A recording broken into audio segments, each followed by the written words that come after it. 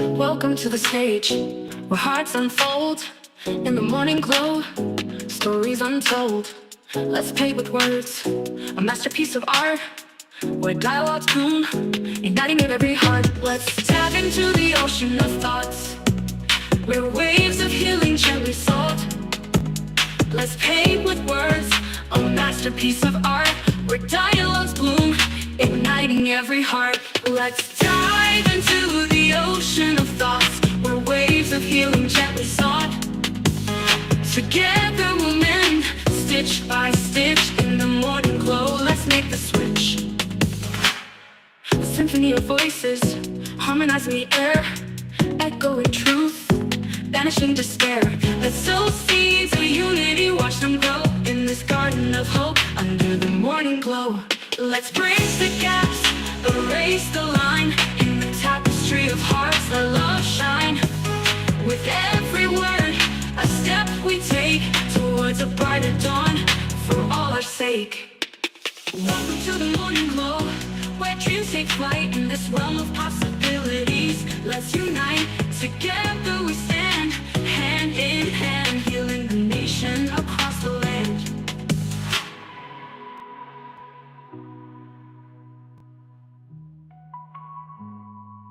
Let's dive into the ocean of thoughts where waves of healing gently sought. Together we'll mend, stitch by stitch, in the morning glow. Let's make the switch. Let's dive into the ocean of thoughts where waves of healing gently sought. Together we'll mend, stitch by stitch, in the morning glow. Let's make the switch. Let's symphony of voices, harmonizing the air, echoing truth, banishing despair. Well, good morning, good morning, good morning, good morning, good morning, and good morning, everybody. Good morning, everybody. Welcome to another episode of The Morning Glow. Welcome to another episode of The Morning Glow. Got a great broadcast lineup for you this morning, as I hope and I pray that we always do. I'm not important, just a question asker. My name is Raheem Ajmi out of Atlanta, Georgia, but I got my brothers from another mother, but we got the same father on with us this morning. First on the line is Badger. Good morning, Badger. How you doing this morning? Good morning. Ready for this way out wacky conversation? Way out Especially west. since I like hitting Yes, the nuke button on things. come on, let's do it. Let's do it. Blow it up. Make it explode. Make it explode. Tucson. Good morning, sir. How you doing this morning?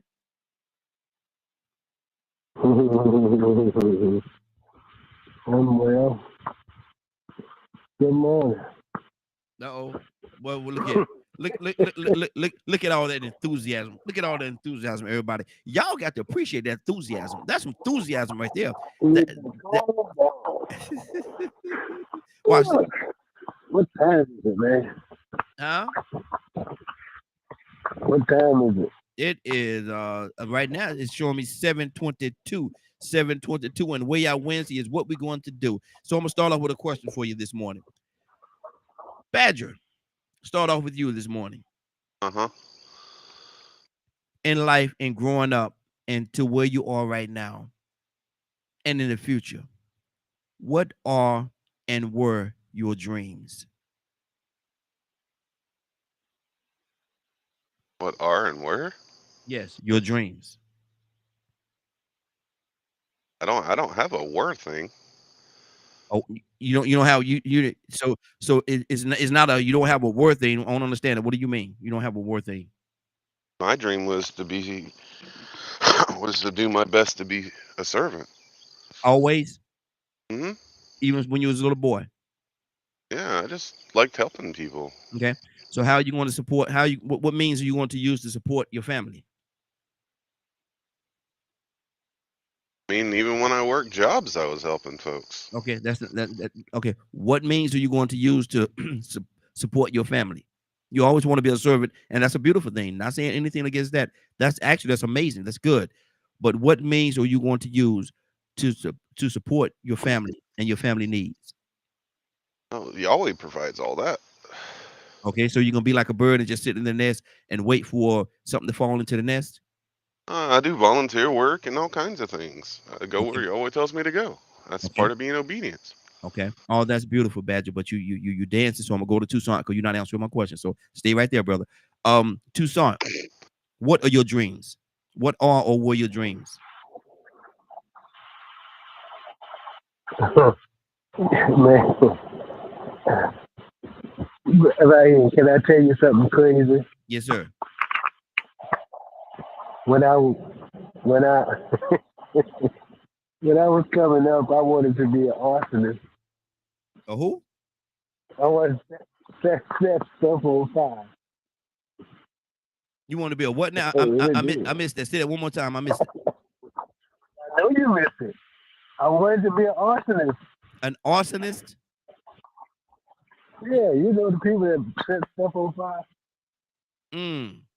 I was Wow. amazed with fire. Wow. It's crazy. You know, I'm a crazy already. You know, I'm special. Come on. Talk about it. Talk about it. That's what we're doing. We're talking about it. But I was amazed with setting things afire. Mhm. I could burn something and you wouldn't even know it was burning. Mm. Mm. And then I'd set it afire and I'd time it to where it went into a blaze. Mm-hmm. Man, so it's kind of crazy, but you know, I didn't want to be a doctor. I didn't want to be a lawyer. Definitely didn't want to be no preacher. Lord Jesus, I wanted to get out of my daddy's house just as quick as I possibly could. Mm-hmm. Because there was a whole lot of preaching going on over there. Oh yeah. Oh yeah. Oh yeah. And I wanted to go. Mm-hmm. I got in school, man, and I didn't make it. Mm-hmm. But I wanted to be a wide receiver. But if I touch the ball, what is that?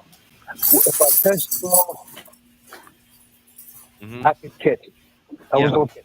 Yeah. Oh yeah. Oh yeah. No ifs, ands, or buts about it. If I put my finger on the ball, I had it. Mm-hmm. And catch a ball, man, they would say that's just a cartel ball. Mm-hmm. So yeah. But you know what happened right here? I know what happened, but go ahead, tell everybody. I know what happened. Hey, Brandon, mute your line for me, Brandon. I know what happened. Want to tell you what happened? What happened? That coach grabbed you by your collar? Sure did. I don't know if I must have told you. Yeah. Because he grabbed me around my collar. Man, my daddy don't grab me like that. Yes, sir. And it wasn't because he was a Caucasian. Mm-hmm. It was because he wasn't my daddy. Yeah. Exactly. And I was good at it. Mm-hmm. But I never had the enthusiasm. I couldn't see with the helmet on. Mm-hmm. Mm-hmm. But I was pretty good on the street football for real. Yeah, I got you. So that was the end of my football career. Mm-hmm. The end of it. Can I ask you a question? I said I run track. Can I ask you a question? Yes, sir. Do you think do you think you allowed him to steal your dream? Because if you was that good at football, maybe that could have been a future for you. He ushered me into where I was going. Mm-hmm. He helped me. Okay. Got you. He helped me. Mm-hmm. Because I didn't know how, you know, Rodney, you remember Rodney Milburn? The name sound familiar? Yes. Dice. Mm-hmm. Dice. They called him Dice. He was the Olympic champion in the 70s. Yeah. Hurdles. Mm-hmm. Okay. No, exactly. Not Boston. This is my grandmother's side of the family. Mm-hmm. And I remember when he was coaching for Southern University, he wanted me to go to Southern because I walked their tail down when I got there. Mm. Wow. It's not emotional, it's not reminiscent. But are you saying you beat him? I beat his team. Oh, okay. Got you. Okay. No, he was the coach. Oh yeah, okay. No. I'm just Stop listening. lying. You want me to start lying? Today way out Wednesday, brother. I don't know. Ain't no telling what we might get. No, because we was relatives, he wanted to coach me, Okay, got you. and I Got didn't go to the second you. Okay. Okay, I'm with you now. because we walked them joker down. But hmm anyway, um, it made me go into what I was good at. hmm Not great, but good enough to get me a 4 year ride to school. Wow. But I never had no I'm gonna raise a family type of hmm thought hmm when I was coming up. Man, a girl tell me, she said, I love. I said, it's all over. hmm She said, I know you. I said, it's it. Yes. hmm Call the phone and she said, man, speak to Donna. And if I answer the phone, I said, he dead.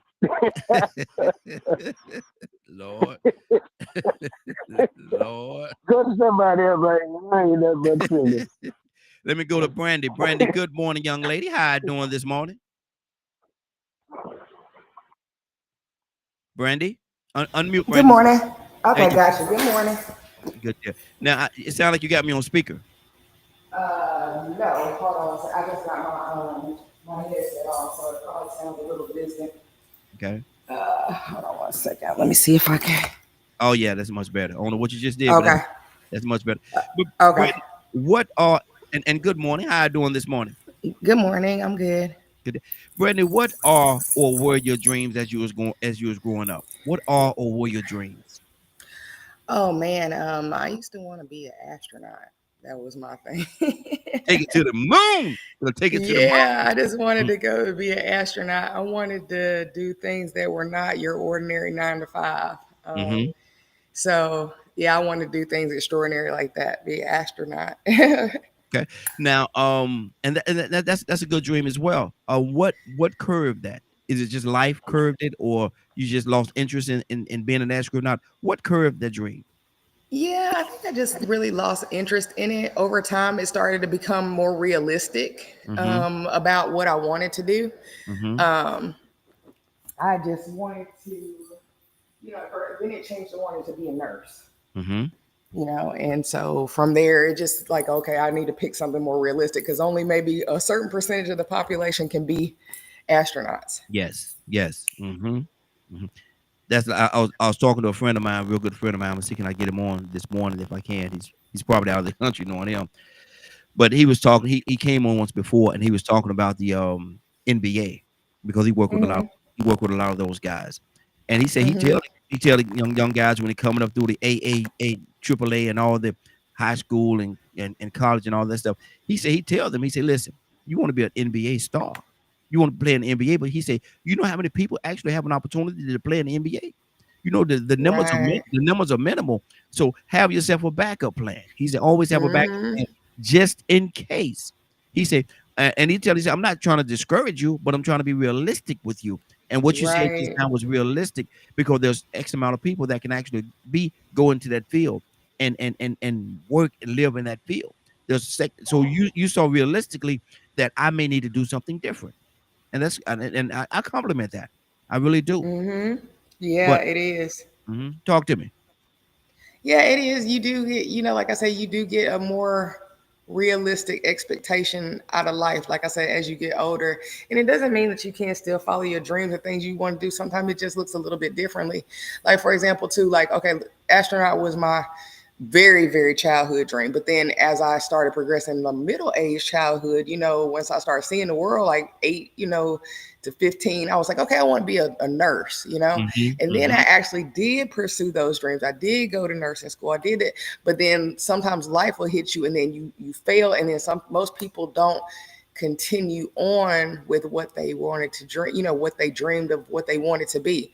But hmm then maybe sometimes their purpose and what they wanted to do comes out in another way. Like for hmm me, it went into entrepreneurship. So I was like, Yes. okay, I figured I can't help people this way, but maybe I could help people this way. It hmm just looks a little bit differently. That's good. That's Hmm. good. That's good. And life happens, and life tells you the honest truth. A lot of times, life Yes. tells the honest truth, and in that truth, sometimes people could accept it, and sometimes they cannot. But the ones that are going to be successful and that are successful are the ones that accept the truth that life gives them. Yes, exactly. Exactly. And you have to be adaptable to that, because Yes. like I said, nothing goes in a straight line. Everybody has a plan. But what Mhm. they say, laugh and tell God your plans, because Yeah. he's definitely gonna mix Yeah. it up for you, remix it Exactly. in some more. Exactly. But Exactly. it's just up to you to figure out Mhm. what your purpose is in that. And you should really be just living off of your purpose, Yeah. what you feel like your purpose is. And that could come out, like I said, in many ways. If it's to help people, maybe it looks like that. If it's to, I don't know, I don't know, whatever it is, it just looks differently for everybody. Exactly.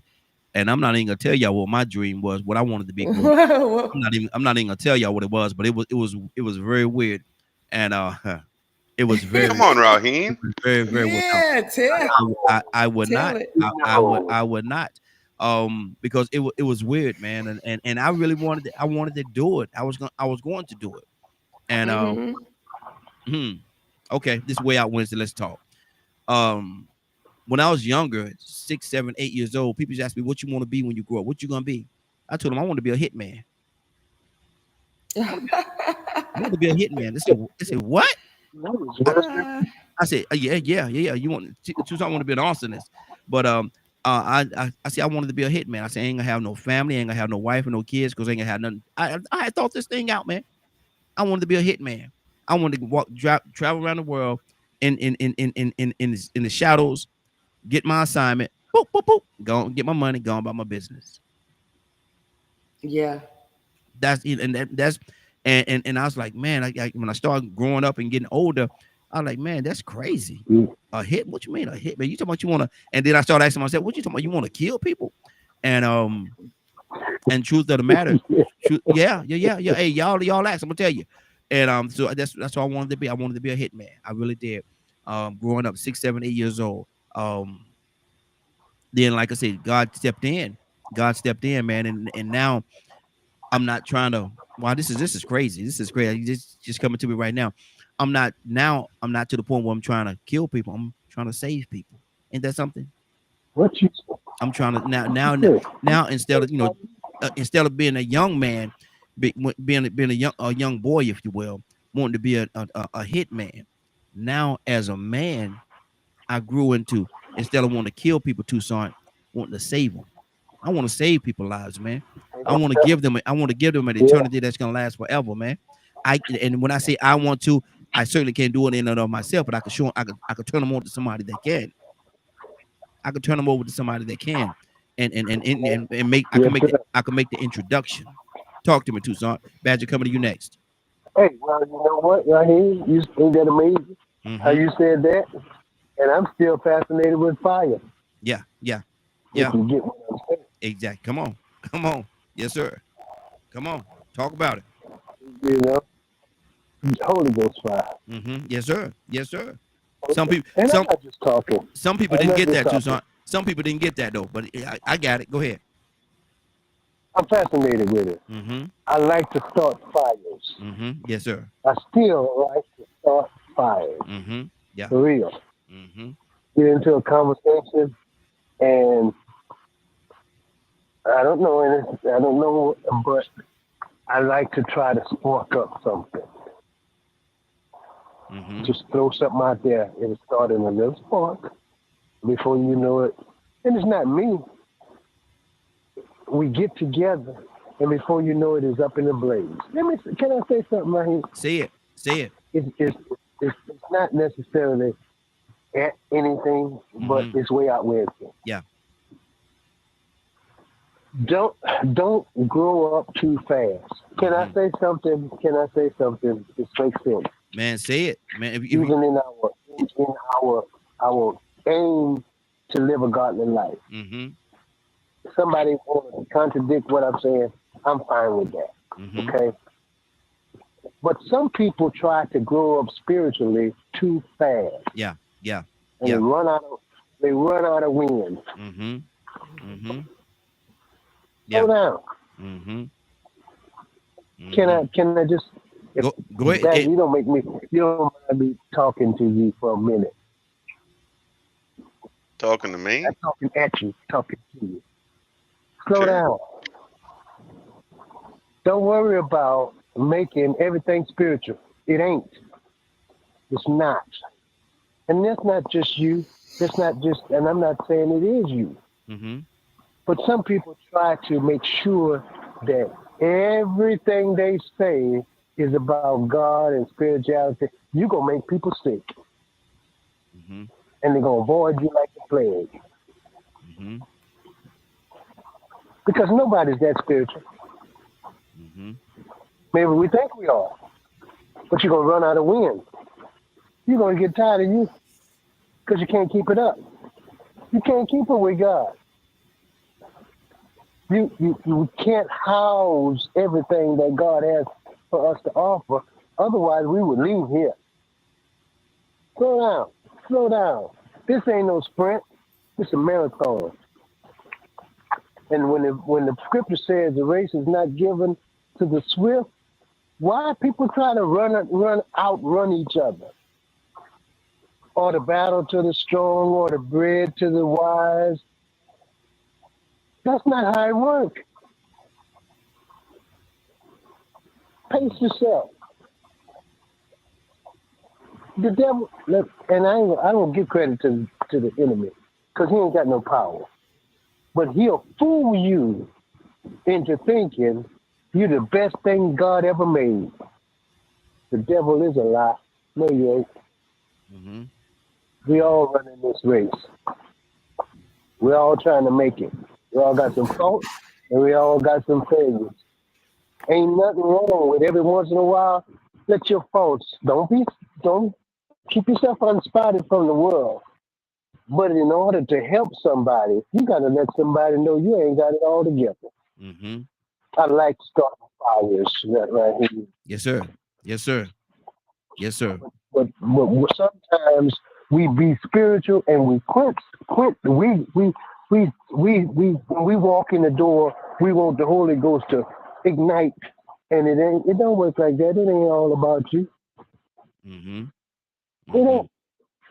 I Mm-hmm. wanted to be a race car driver, right? Really, because I was fascinated with speed. Mm-hmm. Exactly. Exactly. Come on. But Come you know on. what the thing about speed? You got to slow down in the curve. You better. You better. Mm-hmm. Yeah, Mm-hmm. Exactly. there's the curves in life. I'm Mm-hmm. just saying. Mm-hmm. Okay, I got that out. I feel better. Okay. Okay. Good deal. And Gabrielle, I see you over there, Gabrielle. Call in, sis. Call in. We're waiting on you. We're waiting on you this morning. And Wanda, good morning. Wanda, you know you could definitely call in as well. Anybody could call in. We want everybody to call in. I want to know what your dreams were. What are your dreams and what were your dreams? I told you my crazy dream that I had, but God took it, took that what I wanted and flipped it, if you will, and say, no, you're not gonna kill people. No, no, no, you're not gonna give them the end. You're going to save them. I'm going to use you to save them. And gave me a platform like this where we speaking to the world right now. We're speaking to the world. We're not just speaking to people on the internet. We're speaking to people all over the world. People go to the television in their houses, in the SU, wherever they at, and they turn on the televisions. And we right there beside all your major networks. And we speaking to everybody. We speaking to the man. We got people come on here every day from different parts of this country and other countries, and they speak to us because we're speaking to them. Hopefully, they're finding some kind of love in what we're saying to them, because what we're trying to do, we're trying to introduce them not to us, not to us. It has nothing to do with us, and hopefully, y'all may find this weird, but hopefully they don't even remember us. It's not important that they remember who we are. We're just servants working for our Father. And like I said in the morning, we got the same Father, regardless of what name you call him. Regardless of what name you call him, you can call him whatever name you want to call him. That's a personal thing. I'm not here to say what you have to call him. You don't have to call him what I call him, but you are calling the same Father. You are calling the same Father because there's only but one. There's only one. There's one. Whatever you call him, you can still call him on the same one. The one that created us all. created everything. Open your eyes and look around. Everything that you see, look at you, touch yourself. He created you. He made you. And he made you perfectly the way that he wanted you. So you sit there, you say, well, I don't like this about myself. I don't like that about myself. You don't have to. Because in God, you're made perfect. Because he made you the way that he wanted you to be. So don't worry about what people say about, and see, I don't know why I'm going down this road. I'm speaking to somebody, but don't worry about what you look or how you look or who you don't look like or who you think might look better than you. They're no better than you. They're made the way God wanted them to be, just as you are made the way that God wants you to be. So you're beautiful in his eyes. Don't worry about man's eyes. If you worry about what man see and what's in men's eyes or man's eyes, however you want to say that, if you're worried about that, then you're concentrating on the minor. You're concentrating too much on the minor. You need to concentrate on the major. And God is the one that matters. And he made you the way that he wants you. And when he look upon you, he look upon perfection because he did it. Because he did it. Tucson, I know we got a lot of people on here, man, but somehow I'm led back to you, brother. I don't know why, but what's going on? What's on your heart, brother? I was on the prayer line this morning. Men across the country, we meet at 5 in the morning for prayer. And on Wednesday they have a lesson, Bible lesson. And one of the guys, he lives in the Atlanta area. Mm-hmm. He gave a lesson on a book his sister-in-law gave him before she passed. Mm-hmm. His brother was an amazing guy, a deacon in Omaha, Nebraska. Mm-hmm. And after his lesson, he let everybody know. He says, I'm not, as saved as other folks. And, I got some errors and, I'm just trying to do the best I can and this and that and the other. And I told him, I said, man, I ain't no saved in you. Mm-hmm. Mm-hmm. Come on. We all trying to make it. Mm-hmm. And that's why we have to do something different. Yes, sir. To let everybody know the door open wide for you, whoever you are. Yes, sir. The simple thing is, it says, if you confess with your mouth the Lord Jesus and believe in your heart that God is raising from the dead, salvation. That's in our walk. But even if you don't believe, you're not call yourself a Christian or whatever, God loves all of us.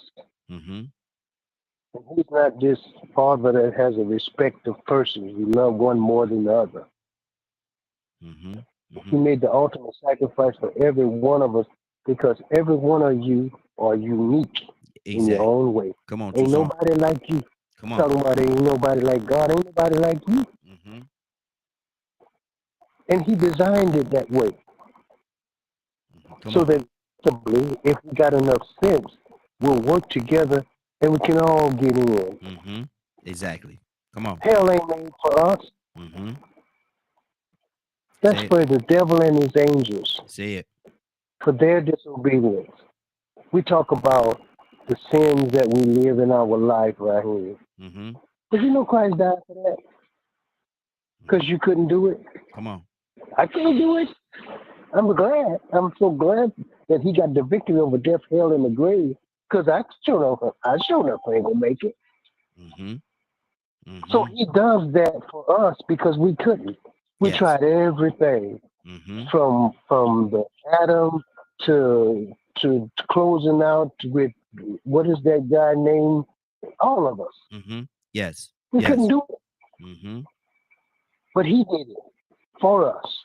You know what our biggest problem is? Treating each other. How we treat each other. Come on. Come on. That's the problem. That's yes. How we conduct ourselves with each other.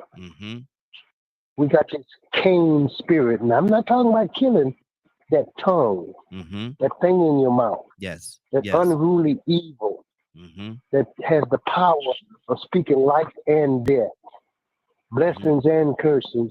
And the Bible said that shouldn't be. Mm-hmm. Wow. Wow. And Tucson, you said something real powerful, brother. He did that for all of us, each and every one of us, regardless of what we look like or don't look like, regardless of what our situation is. You know, he did it for us. If Tucson, if someone would die for you, die in for your cause, for you, for your situation or whatever, if somebody would do that, don't it make sense that you should live for them too? Live for the person that died for you? Yeah. Now, hey, Mm-hmm. suppose, I'm just supposing, okay? Uh-oh, way out wins, suppose. Suppose, Yeah. suppose Mm-hmm. he has a walk that does not fit my road. What Mm-hmm. I mean is, suppose there are people that are better Muslims than they would be Christians. Mm-hmm. Suppose. Yeah. Yeah. Yeah. And he has a path of righteousness for them. Just suppose. Okay. The disciples said, them people ain't walking with us. Mm-hmm. We ought to send down fire from heaven and burn them up. And I'm paraphrasing. Yeah. He said, but if they ain't for it, they're not against us, they must be for us. Exactly. We Exactly. gotta stop. And see, We gotta stop. and that's why I say, regardless of how you practice, regardless of what name you call him, regardless of what name you call him, there's only one God. There's one God. Regardless of if you call him this, you call him that, and I'm not gonna say the name, but you call him this, or whatever you call him. That you still we talking about the same. And see that's very apparent when we say our Father which art in heaven. Our Father which art in heaven. Now, our Father, if you're Christian, our Father. If you're Jew, our Father. If you're Muslim, our Father. Our Father. Or whatever umbrella you fall up under, our Father. If we're in a rainstorm and we stand up under the umbrella, we stand up under the same umbrella. We got each one of us got a different way of practicing, but it's raining outside. It's a storm. We stand up on this the umbrella. We get up under the umbrella to keep ourselves dry from the rain. That's our umbrella that's covering us. That's our umbrella that's covering us from the storm. When you talk about God, it's our Father that's protecting us from the storm. Our Father, regardless of what name you call him. See, and people tell me that I'm wrong for thinking that way, and I might be, but I'm more into inclusive than division, inclusiveness than the division. I'm gonna love you regardless of what name you call him. I'm still gonna love you. You're still my brother. You're still my sister, regardless of what name you call him, because you're serving him, our Father. Christopher, good morning, sir. How are you doing this morning? I am excellent, Raheem. How are you? Hey, doing good. This is Way Out Wednesday, brother. You ready? I'm listening. And see what we're talking about right now. We started one place, but now we are and on Wednesday. We all over the place. So people that's listening for the first time, Monday, Tuesday, Thursday, Friday, we try to stick to the topic. But on Wednesdays, we let our hair down. Hair down. Right. Anyway, Christopher, regardless of what a person looks like, a person might say, well, a person might think they're ugly. A person might think they're ugly in man's eyes, but in God's eyes, they're made perfectly the way that he wants them to be. So they're beautiful in God's eyes. What do you say to that? Absolutely. Absolutely, because man looks at the outward appearance. Yes. Man looks at the outward appearance, Mm-hmm. but God looks at the heart. Yes. Right? Yes, exactly. God looks at the heart. And when he looks at us, he sees what he intended when he made us. Yes. Yes. Right? Mm-hmm. So he made man fearfully and wonderfully made, because the image, Mm-hmm. the right image is himself. Come on.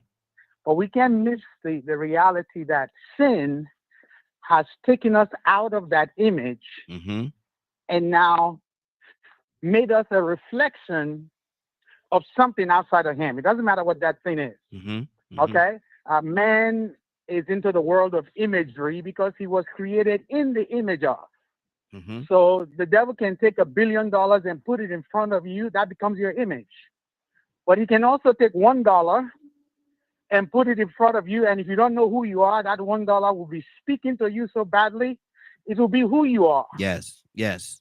So the images that we ascribe to ourselves. So you go to Harvard, now they see you as a Harvard graduate, you study medicine, that's who you are. But in God's intent and purpose for man, he made us in his image. Mm-hmm. And I want to be careful. I hear you, but I want to be very careful Mm-hmm. that there is one God, and he's the Father of all spirits. Yes. He's the creator of the spirit of man. Yes. Right? Yes. But the reality that man's spirit has gone haywire and gone wild. People in my village have taken an iguana Mm-hmm. and put it in front of them and Mhm. say, "This iguana is our God," Mhm. and they You worship said you him. said some, you said something right And- there. You said something right there, brother, and I appreciate where you went with it. But let me ask you this, brother. God gives us free will, and they have the freedom if they want to worship an iguana. And I'm not speaking about what I'm not speaking about how they do it or the people of your church. I'm not speaking about that. I'm just speaking about the situation. But my thing is they have the right to do that. But at the end of the day, Right. my thing is I'm twofold. This one is this free Right. will. Free will. God gives us free will, and that free will could be a blessing or it could be a curse upon us that we have free will, because they have the right to do that if they want to. But at the end of the day, But at the okay, end, where's the can I blessing? interject? Absolutely, absolutely. Okay, my interjection is this: when God gave us a will, right? Mm-hmm. Did he just, in his own intent for our will, right? Yes. In his own intent, our purpose for our will, was it to embrace him? Mm-hmm. Now we have choice to say, what I choose is him. Yes. In a world of so many images, Mm-hmm. I choose him. Yes. Mm-hmm. Mm-hmm. Jesus had a free will, right? Yes. But he said one thing that's so powerful. He recognizes, he says, not my will. Mm-hmm. Yes. Not mine, not Yes. mine, but Absolutely. yours. Absolutely. So I have a will to choose your will. Mm-hmm. So just like we're talking yesterday about that manual, right? Yes. There's a guy that says, you know what? I'm gonna put this stuff together myself. Who needs the manual? Mm-hmm. I'm gonna put it together myself. I'm gonna put my life together myself. And there's seemingly some people that have on the outside look like they put their life together, and they've been exalted to a position where we look at them. Mm-hmm. Oh, look at Bill Gates, look at Elon Musk, look at LeBron James, These are the people that seemingly have, by their own strength and power, put their life together. But none of us know what's really going on behind closed doors. Mm-hmm. So Yes. I'm saying the instrument of my will, the instrument of will, the instrument of being able to choose was given to me Mm-hmm. so I can choose him. Yes. Yes. Truth. So that's Truth. when Truth. I'm using the tool correctly. I'm Yeah. using the tool. Every tool has a right use. Mhm. So if I'm given will to choose him, when I take that will and choose something else, Mm-hmm. I'm abusing my will. Yes. Yes. That's I'm true. abusing my will. So will abuse happens every day. Mm-hmm. And see, and that takes me right back to why I say they have the right, if they so choose to do so, to worship an iguana, but iguana don't have a heaven or hell to put anybody in. And so Right? I'm just And iguana didn't die for them either, right? Yeah, exactly. Iguana wants to take your life. Iguana didn't die for you. So that's critical Yeah. in this message that Mhm. that not only the Bible says, for good men one will dare to die. For Yes. good men, like Mhm. this, I could put my life. He's the president. I'm going to throw my life to stop the bullet from shooting him. Mm-hmm. But who will Exactly. do that for a bomb on the street? Mm-hmm. The Bible says, while we were yet sinners, Christ died for us. I Exactly. think the key to the gospel of Jesus Christ is that among most professions and confessions and religions of the world, there's one that stands out in that it offers forgiveness to man. Mm-hmm. This revelation of Christ that God has given to us. sometimes we take it because we want something. Sometimes we take it so lightly. Mm-hmm. If you look at all the other faiths, you pay for what you do. Yes. You Yes. pay. Mm-hmm. I have a brother. I call him a brother. He has no ounce of forgiveness. He prays more than you and I does. But when you do something to him, he's out to get you. He Mm. wants you to pay for it. Wow. Wow. He wants you to pay for it. He Mm-hmm. can't even think about forgiving you. It's like, my God is going to get you. Mm-hmm. And there's that, we talked yesterday, there's that dimension of the Old Testament where it's an eye for an eye and a tooth for a tooth. Mm-hmm. Before God was able to reveal his very intent for man, which was himself. Yes. You know? Absolutely. Absolutely. To me, that's the crux of the matter. That's what Mm-hmm. really makes a difference in me. That's why I don't shift. Yeah. Because Yeah. I know man is looking for forgiveness, and Mm-hmm. God has given it to us. Absolutely. Absolutely. Badger, talk to me. Brandy, coming to you next, sis. Mm. Well, what would you like me to answer? Well, First question or what? way out Wednesday, brother. Just talk to me. What's on your heart? Well, Way out Wednesday. I liked a lot of what Christopher was saying, Mm-hmm. you know, and I'm so used to having folks talk to me like Donald does. I just find that stuff funny at this point. Like Donald does. Yeah. Okay. Um, when I was little, I didn't really. Most of y'all know my life. I didn't really have quite an understanding of a whole bunch of things. Mm-hmm. One thing that I was introduced to was Yeshua, Okay. and watching how other people treated other human beings. My dream became I wanted to be Yeshua. Mm-hmm. Didn't know any better at the time. I was a kid. Yes. As I grew up, I've had to learn that nobody is Yeshua. You are you. Mm-hmm. So, but that's been pretty much my life. I've turned from it and came back and all kinds of stuff through trials and tribulations. So for me, that's me. Mm-hmm. Very used to people walking off and all kinds of stuff. It is what it is. Mm-hmm. That doesn't mean I need to. I'm gonna change the way I do things Yeah. because I'm where I'm at due to the things that Yahweh has shown me Mm-hmm. Okay. and the privileges and the honor I've gotten to sit with so many different teachers, Mm-hmm. um, and older folks that uh, uh, man, it's such an honor. Mm-hmm. And I don't know any better than anybody else. Matter of fact, I still struggle with even being considered equal to others because I have a bad problem about thinking I'm less than everybody else, Mm-hmm. which is something I'm constantly working on. So it's just interesting to hear because I always do my best to make sure the glory of Yahweh is spoken Mm-hmm. the way people respond to it. Um, and for me, Yahweh helped me learn how to live with my autism. Yahweh Mm-hmm. allows me to walk, Mm-hmm. even though doctors say I shouldn't be able to. I was supposed to be in a wheelchair 9 years ago. Mm-hmm. So, yeah, I'm a very spiritual person, and like to include Yahweh in everything.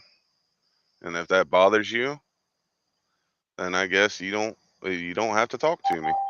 Mm-hmm. Wow. You know, Wow. um, but that's one of the things I've learned through my life of being considered an outcast for so long Mm-hmm. is I'm always going to do my best to accept you for where you are. And if you're not willing to do the same, that's on you, not on me. Okay. As Okay. long as I show kindness and compassion, as Yeshua taught me, then that's what I'm going to do my best to focus on. So for me, with always working hard to make sure my walk matches what I speak, I acknowledge it's not an easy road at all. Mm-hmm. There's a lot of ridicule, there's a lot of judgment, there's all kinds of stuff. And the most interesting part of it all is sometimes folks' perceptions of those that work hard to walk a good road get a lot of bias thrown at them. Mm-hmm. Um, Badger, can I say something? of course. Um, and you correct me if I could be hearing totally wrong. I could be hearing totally wrong. But is there a sprinkling of hurt in what you're saying right now? It's Or hard you know, not to. I, It's hard to. go ahead. I'm not. I don't know anyone that's invincible. And so maybe it's something. Let me say it in this way. Maybe it's something that you've grown accustomed to, or become a little immune to, because you said it has happened all your life. But that does not mean that there's not a smidgen or a topping of hurt there. So is there some hurt there in what you're saying, brother? Oh yeah, that's why I constantly pray and thank Yahweh to help me help guide me through it, so it doesn't Mm-hmm. control me. Okay. Because Okay. sometimes I trip up and I let it control me, and I go silent, and I stop talking, Mm-hmm. Okay. Okay. and that's not being true. So Mhm. it's something that I'm always working through. Okay. Because I could hear it. I could hear, and like I say, it just came across me that there is some hurt there. So, brother, my thing is, who we got Well, here? it's Hold on, Badger. Hold on, Badger. mhm. Christopher, I need you to do something for me. Christopher, you there? I'm here, sir. Pray for Badger right now. Pray for Badger. Will you do that for me? He's our brother too. Pray If for he Badger. wants me to, if Um, he wants me to, he does. I'll say one thing, Badger. I love your focus on Yahweh and Christ. Mm-hmm. The reality that everything that has happened to us, and we all have stories.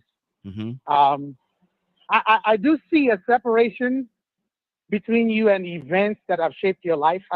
When I hear you, I hear one that has come out of it, and so the manifestation of the true self that God has given to you is present. I hear you speak in Him and from Him, and we have an enemy that's called the accuser of the brethren that Mm-hmm. always reminds us of our failures or what somebody did to us. That's his job.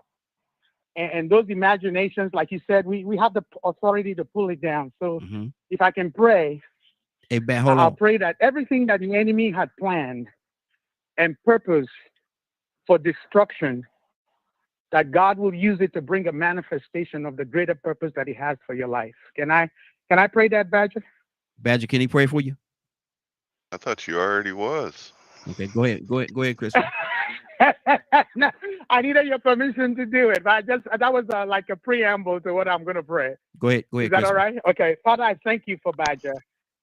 I know you see him as you created him, and I thank you that every event through his life timeline here on earth that have come to try to shape him into something other than who you created him to be. God, we take authority. We take authority over those thoughts and imagination, those actions. We take the authority and the power of the blood of Jesus. We release those that have hurt him, that have spoken contrary to your purpose in his life. And today we are aligned with what you said about Badger before time began. Before he was in his mother's womb, you called him, ordained him, and purposed him as a voice in this generation. God, I thank you that even through autism, you still raised him as a voice. And I thank you that that reality is not even heard when we hear him. We hear you. God, just use this man for your glory in Jesus' mighty name. Amen. Amen. Amen. Badger, you okay, brother? Yeah, Okay. it's very rare that I'm not. Well, we're not trying to talk to nobody that's invincible. I'm asking you, are you okay? Yes, sir. Okay. Okay. Badger, Um, go ahead. thank you for that, Christopher. Mm-hmm. It's but like he said, it's just a reminder. You know, we're all walking this path, doing our best to walk side by side in the body of Christ. Mm-hmm. And there are going to be those that have more of an understanding and less of an understanding. However, we also need to make sure that we don't come from a place of pride and ego of thinking that we are above Mm-hmm. as much as less than, like the struggle I have. Mm-hmm. So that's it. Good deal. Tucson, what's on your heart? Annie from Mississippi, coming to you next, Annie. So hold on now, don't you go nowhere. Tucson, what's on your heart, brother? Sometimes it's better to keep quiet. Mm-hmm. Okay. That's it. Okay. Well, stay right there, brother. I'm gonna come to you in a little bit, seeking out disrupt some of that quietness you're talking about. We're gonna talk about some more stuff. So hold on, don't you go nowhere. Annie from Mississippi. Good morning, young lady. How you doing this morning? Good morning, great morning, God morning to everybody. Now, Annie, we talk. This is Way Out Wednesday. We talking about a lot of different things. You know how we let our hair down on Wednesday. We let our hair down. Just let it flow. But we're talking right now about of people that sometimes think that they're, like Badger said, less than, not as pretty or as handsome as other people. But we're talking about God. And see, that's how they see themselves through man's eyes. But through God's eyes, we're saying that they're perfectly made because God created them the way that He wanted them. Maybe their lips are a little bigger, or they got bigger ears, or whatever. They got the forehead stick out like a 5-piece. But that's okay because you are the way that God wanted you. You are made and created the way that He wanted you. So He look at you as being perfection because like Christopher said, man look at the outer appearance, but God look at the heart. And in God, you're perfect. You're perfectly made. And He speak on that. Yeah, I think children, I think it starts when you're a child, when you're in school, and how other children begin to speak and judge you. Mm-hmm. And I believe that pours into you, that seed is planted in your mind. And it's hard to get past that seed. Even after graduation, Raheem, Mm-hmm. you carry that seed into life, into the real world with you. And you remember in the back of your mind what the child said to you in the 5th grade, and another child said to you in the 6th grade, and just keep on getting stronger and stronger. So that mindset, it can go into adulthood with you. I just thank God for transformation. I thank God that, because I think, first of all, I think many of us went through that. I know many of us was bullied in school based on something that may be a little different than the other children. But I thank God that once we have that encounter with the Lord, Raheem, God begins to enlighten us. He begins to show us who we are. He show us who we are. He show us who He is in our life. And we are not what the world called us. Because many times we go, like I said, we go out into adulthood, and we think because we are one leg maybe a little bit longer than the other, and the children may give you a name in school, and we go into adulthood being called by that name. Yes. But once you have that encounter with the Lord, God changes your name, and God gives you a new way of looking and a new way of thinking, a new way of seeing things. So you no longer is being have to answer to what the people in the world called you, what the children in elementary school have labeled you as. Even your family may have labeled you as something other than who you really are. But once you have that transformation, that encounter with the Lord, and you begin to read your word every day, and God will transform your mind. He'll transform your thinking. And He will show you who you are, and you can appreciate being who God called you to be. But that comes from that encounter. Because you will always answer to what the world called you until you have that encounter. Remember, I'm a recovering drug addict. So I used to answer to what the world called me Yes. before I had that encounter with the Lord. I would answer to that. I would answer to those things because that's what they labeled me as. Yes. But once I had that encounter, I'm no longer even, being having to answer to that or being called that. So now, frankly, I don't care what the world called me right now. Come on. Because that's my own life. Yes. I know who I am. Come on. So because I call you a dog right now, that doesn't mean you've got a bar. Exactly. So Come call on. me what you want to call me. I knew who I were in the world, but I know who I am now. And when you know who you are now, it don't matter what the world call you. Yeah. It don't matter what the world says, how the world sees you. As long as you see what God sees and what God says about you. Amen. That's good. Brandy, talk to me. Rico, coming to you next, brother. Yeah, I'm here. Yes, talk to me, sis. What's on your heart? Nothing, just Way out Wednesday. Let's talk about it. People think that they're not as attractive as other people because of whatever reasons, and because they're looking at themselves through man's eyes. But God said that you're wonderfully and incredibly built, the way that I wanted you to be. And so in that, you're beautiful. You're absolutely beautiful, regardless of what man might say or tell you or pick at you in school. Definitely coming up in school, children could be very brutal with the way that they do certain things, and they could plant a seed in you at a young age. You could carry that seed for the rest of your life, die with that seed still growing in you, thinking that you're ugly or you're less attractive. But in God, go ahead, sis. Go ahead. I can relate a lot to this. Just because I was one of those kids that was bullied in school for my looks, and it did kind of carry on over into my adulthood. But what it did was make me a little bit more stronger and confident because I was used to being picked at. But then at the same time, like, we're entering this era now where everyone is just so aesthetic. You know what I mean? Like, you have to look a certain way. You have to, especially with women, you got to have long hair or, a fit body, or, just a lot of society puts a lot of emphasis on the way that you should look like people don't have normal bodies. You know what I mean? And I've always kind of went against that grain because, like I said, we're all humans. There's everyone, God made us all in his image. Yes. And everybody is different. And the world would be boring, in my opinion, if everyone was looking the same, Yes. But I think sometimes just being human, still that's sometimes some things that I've had to struggle with, even in adulthood, like I say, because it does carry on. Yes. It does.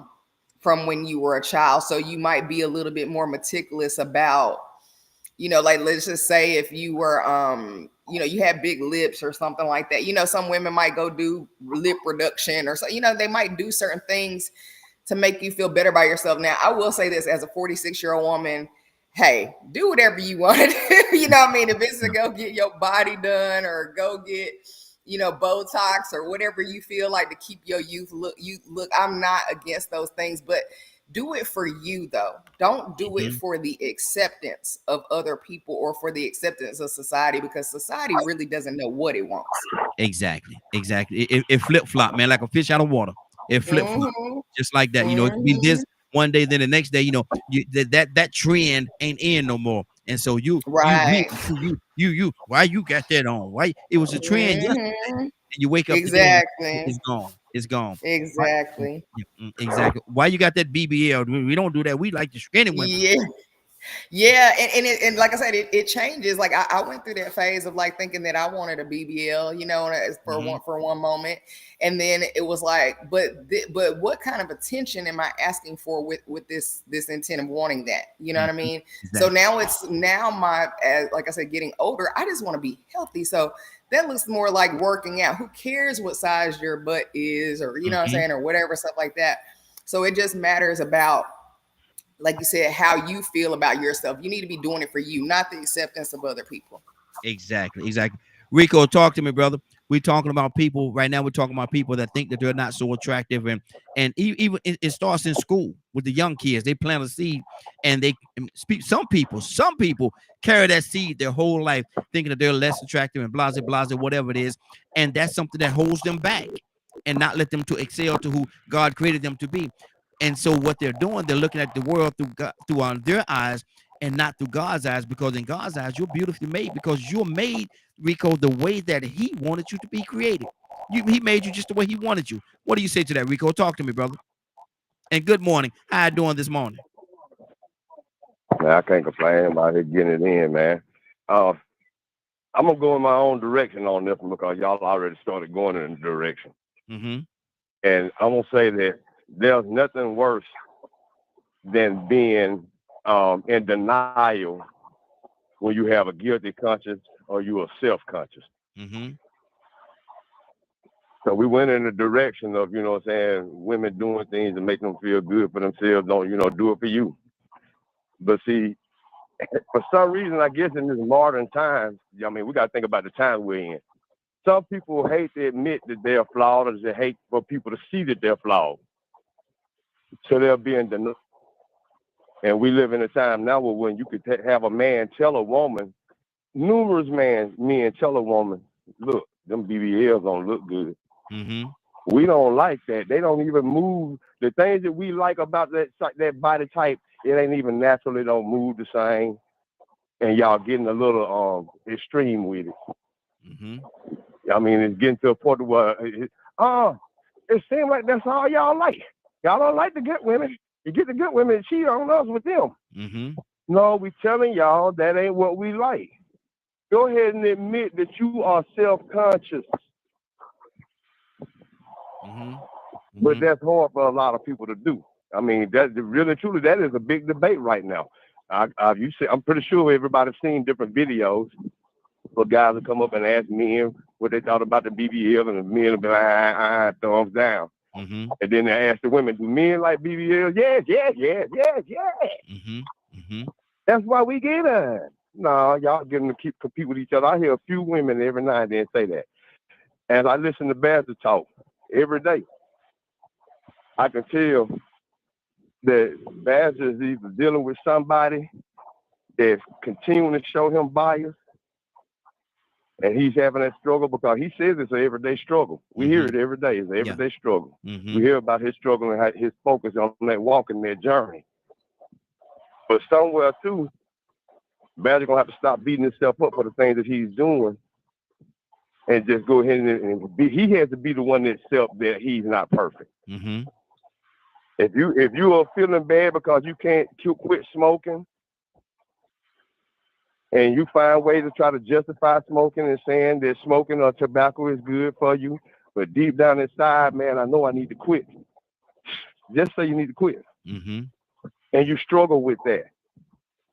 And that ain't even for us to accept. That's for you to accept. Mm-hmm. Whatever the struggle is, I'm just throwing something out there. Yeah. Because, you know, this is a consistent thing. So I'm reading in between the lines. That's what you have to do when you are observing or listening. You can't listen just to be entertained or to spectate. You got to listen to understand. So I'm listening to Badger every day. Mm-hmm. Every day, regardless of what the topic is, it's going to go back to that. Mm-hmm. And so, you know, somewhere either people are treating him differently or making him feel less than or whatever, and he's seeking acceptance, or somewhere deep down inside, he still ain't doing the right things himself. And that's the struggle. Mm-hmm. And we all a work in progress. So it can be tough on you, man, when you know deep down inside your own secret battles. Nobody else knows these battles. Nobody else knows these struggles. Mm-hmm. And even though you're trying to make sure you put on the right face and you bring up around a good energy, you don't be a burden to anybody, that you're an asset to anybody. Deep down inside, it's killing you that you can't put down this sugar. It's killing you that you won't start exercising, but you know you need to exercise because you can barely walk to the front porch without breathing hard. But you're a couch potato, you hooked. And so you're kicking yourself in the butt, but man, mm-hmm. you don't know how to deal with it. Exactly. So I think I hear that a lot. You know, when the sister said that a second ago about what she dealt with when she was being bullied in school about looks or whatever. Mm-hmm. You know, it wasn't only what they were doing, but it was what she felt about herself. Mm-hmm. Self-confidence is something serious, man. It is. But I think the more you are more accountable, the more you are, you can hold yourself accountable and not be in denial. Your confidence will get stronger because it helps you to address those better. When you say, you know what, this is me. Yeah. I'm being weak. Mm-hmm. Mm-hmm. Ain't no excuse. Yeah. Yeah. Yeah. Wow. 508-924-3521.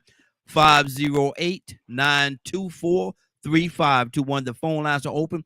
We're talking. This is Way Out Wednesday. This is Way Out Wednesday, and we got a lot going on this morning. And I want you to be a part of it. 508-924-3521. Talking about people that sometimes they look at themselves as being less than, not as attractive as, or whatever this is. Somebody got some background noise going on. Mutual line. Somebody got some background noise going on. Mutual line from everybody. Okay, good deal. But my thing is this right here. None of you are less than, regardless of how you see yourselves or how people has planted those seeds in you and you've allowed them to grow in your life. You're not less than. You are not less than. You are not. You are made perfect in his eyes, the eyes that matter. Man gonna tell you what they want to tell. Like I say, man flip-flop like fish out of water. One day you're beautiful, the next day you're the thing up under his shoe, his or her shoe. So you can't put any confidence in man, what man say. You put your faith in God and what God says, and he says you're wonderfully built, perfectly built, the way that he wanted you to be. Cassandra Alexander Green, good morning, young lady. How you doing this morning? Good morning. Cassandra, what do you say about what we're talking about? Because a lot of people fall victim to what man says. And Tucson, coming to you next. Yeah. And go ahead, sis. Talk to me. No, I was saying, yeah. I mean, because I grew up with no self-esteem because of things that were said to me. You know, I never felt, like I was attractive. I mean, and I mean, let's just be honest. Yes, we are fearfully and wonderfully made by God, but there are people that when they see you, and so if it's 20 people and 19 people are like, boy, she don't look too hot. That's going to wear on you after a while, especially with kids, because kids are brutal. Absolutely. Kids are absolutely brutal. They will say things that will make you, I mean, we can see it because we see kids, committing suicide or whatever. My thing is, I don't like seeing, especially women, because men, I'm not a man. I don't want to be a man, but men seem not to have the same type of reflection about themselves than women do. I've never heard a man say, I need to build up my butt, to get more attention. Yeah. I've never, heard a man say, I'm going to get my eyes, my whatever, my lips plucked up so this woman might look at me. No. That's something that women have had to deal with forever. And, some of us get to the place where we like or love ourselves, and some people never do, believe it or not. Some of the most confident women that I've ever, most beautiful women that I've ever been around. I mean, every man to see them take that look, that second look or whatever, and they tell me, I feel ugly. Yeah. I feel horrible. I don't love myself like I should. So I don't really know how to put it, but unfortunately, women seem to go through that type of thing. And okay, I'm gonna go this and then I'm done. When the woman went through where God said that their desire would be to please men, even though Jesus came, he said, I came not to destroy the law, but to fulfill it. There is still that desire in women to have a man's attention, to please their mate. Hopefully that's what it is. Yeah. But we got to realize that these things are real. Exactly. To them. Exactly. And they are. They really are. Tucson, talk to me, brother. It ain't nothing like being comfortable in your own skin Mm-hmm. without doing or saying anything to get a reaction. I just talk. Mm-hmm. Sometimes I say something. It might offend somebody. Sometimes it may not. It may uplift them. That be their choice. That's not mine. That's their choice. We can only plant or water. Mm-hmm. We can't give no increase. And sometimes we run into situations where our intentions are misguided. Mm-hmm. And you have to when that happens, you have to move out the way Yeah. and let somebody else come because there's all a bunch of planters and waterers. You're not the only one. Mm-hmm. I, you know what, Mahmoud? For instance, the last assignment that I had, they didn't want that. Saw the vision, saw what could be helpful, still doing it. But where I went to, they didn't want that. So the mission's still there, but not with them. Yeah. Ain't stopped, ain't moved, ain't slowed down, nothing. So in our journey to help each other, because we all in this together, and perhaps if somebody along the way, your intentions are a little drifted a little bit, we have an avenue to shake dust off of our feet. Yeah. Yeah. It's, it's okay. Mm-hmm. It's okay. We still pray for people that they get what possibly the aim is. But if you can't do it, Yes. Mm-hmm. somebody else gonna come along. It's okay. Mm-hmm. Just like Come I on. said before, Absolutely. it's not a sprint. Mm-hmm. It's a marathon. Mm-hmm. Come on, say it. There was Joseph. Joseph was told by his dad, and I'm paraphrasing, to go check on your brothers. And he Mm-hmm. was looking for his brothers and never heard from this guy but one time. They called him a certain man. Mm-hmm. Mm-hmm. And he asked Joseph, what you looking for? Yes. Paraphrasing still. Mm-hmm. And he said, I'm looking for my brothers. And all he did was pointed him in the right direction. Ain't heard from him no more. Mm-hmm. That was his assignment. That's it. Sometimes we do too much. Sometimes we want to do too much. Sometimes all God wants you to do is point somebody that has a purpose in the right direction. Mm-hmm. That's it. Yeah. Yeah. I don't have no problem getting out of the way because it ain't about me. Exactly. Exactly. Good It's deal. about him. Mm-hmm. Let me go to Dr. Cook. Dr. Cook, good morning, young lady. How you doing this morning? My microphone acted up. Good morning, young lady. How you doing this morning? Good morning. How's everyone? Hey, doing good, doing good. Good to have you, sis. We talking about people think that they're unattractive or they think that they're less than because of what people has told them from elementary school all the way up, and they planted them seeds back then, and they carry it for the rest of their lives. But I'm here to tell you, and we're here talking about this morning, that you're perfect in God. In God's eyes, you're wonderfully and perfectly built because He said so. Because He said so. He created you the way that He wanted you. So why do people get so caught up on what man says? Well, growing up as a young child, you really don't know much about who you are because Mm-hmm. you don't know much about who God is. Yeah. Now, Yeah. once that has been taught to you, all of those other things around you are going to happen because you haven't learned. And so I went through the same thing. I Mm-hmm. thought I was less of an individual. I wasn't cute enough. I wasn't pretty enough because of what I heard around in the environment, in my community.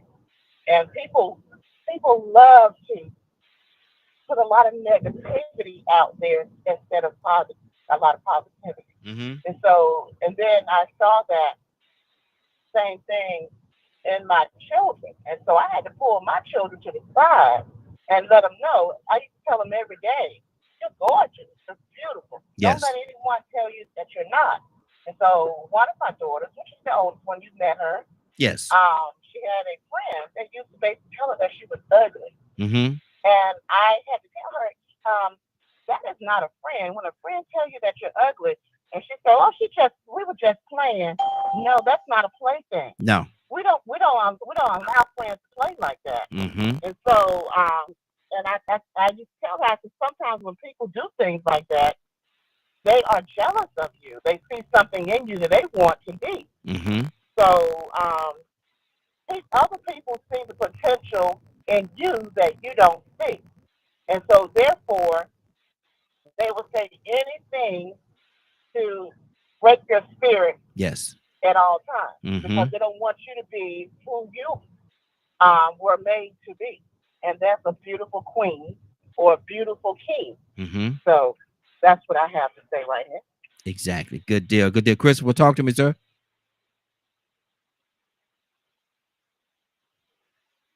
Hey, Raheem.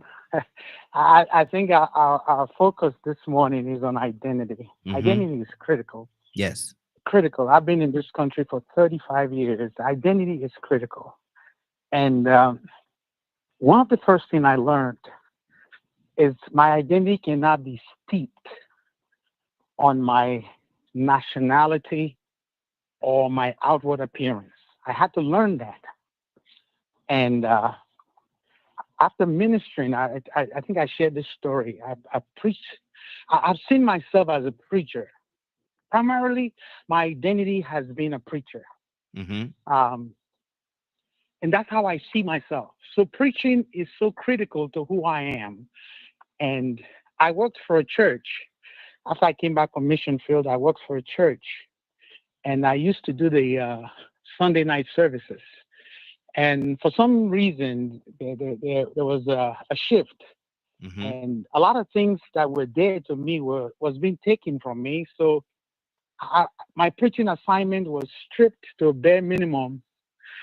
And I started feeling like nothing, literally nothing. I remember this day I was standing, and we have this program at the church where we put up lights, Mhm. for Christmas. Uh-huh. So I was putting up lights. I was putting up these lights and lighting up these trees. I think I must have been in my 50s, early 50s back then. And I started reflecting on my life. Mm-hmm. I'm not preaching. I'm here putting up lights. I felt absolutely like nothing, And that thing eats deep in me, because it's like you were taking my life away from me when I this assignment to preach wasn't there. And hey, people say you can go out and preach to everybody anywhere, and that's true. Mm-hmm. I didn't have to stop preaching because the pulpit wasn't present, but that thing had been my life. And I was reading Exodus chapter 3. Mm-hmm. I was reading Exodus chapter 3, and in that's when Moses had an encounter with God. Yes. And he asked God a question: when I come to your people, who am I going to say sent me? What is it? What is his name? Mm-hmm. And God said, "I am." He said, Yes. "Tell them that I am sent you." Yes, absolutely. Then he went on to say, "Tell them that I am Yes. sent you." Mm-hmm. Mm-hmm. Raheem, Yes. I was going to go to the next verse, but something exploded in my spirit. The Holy Spirit said, "Go back and read that again." Mm-hmm.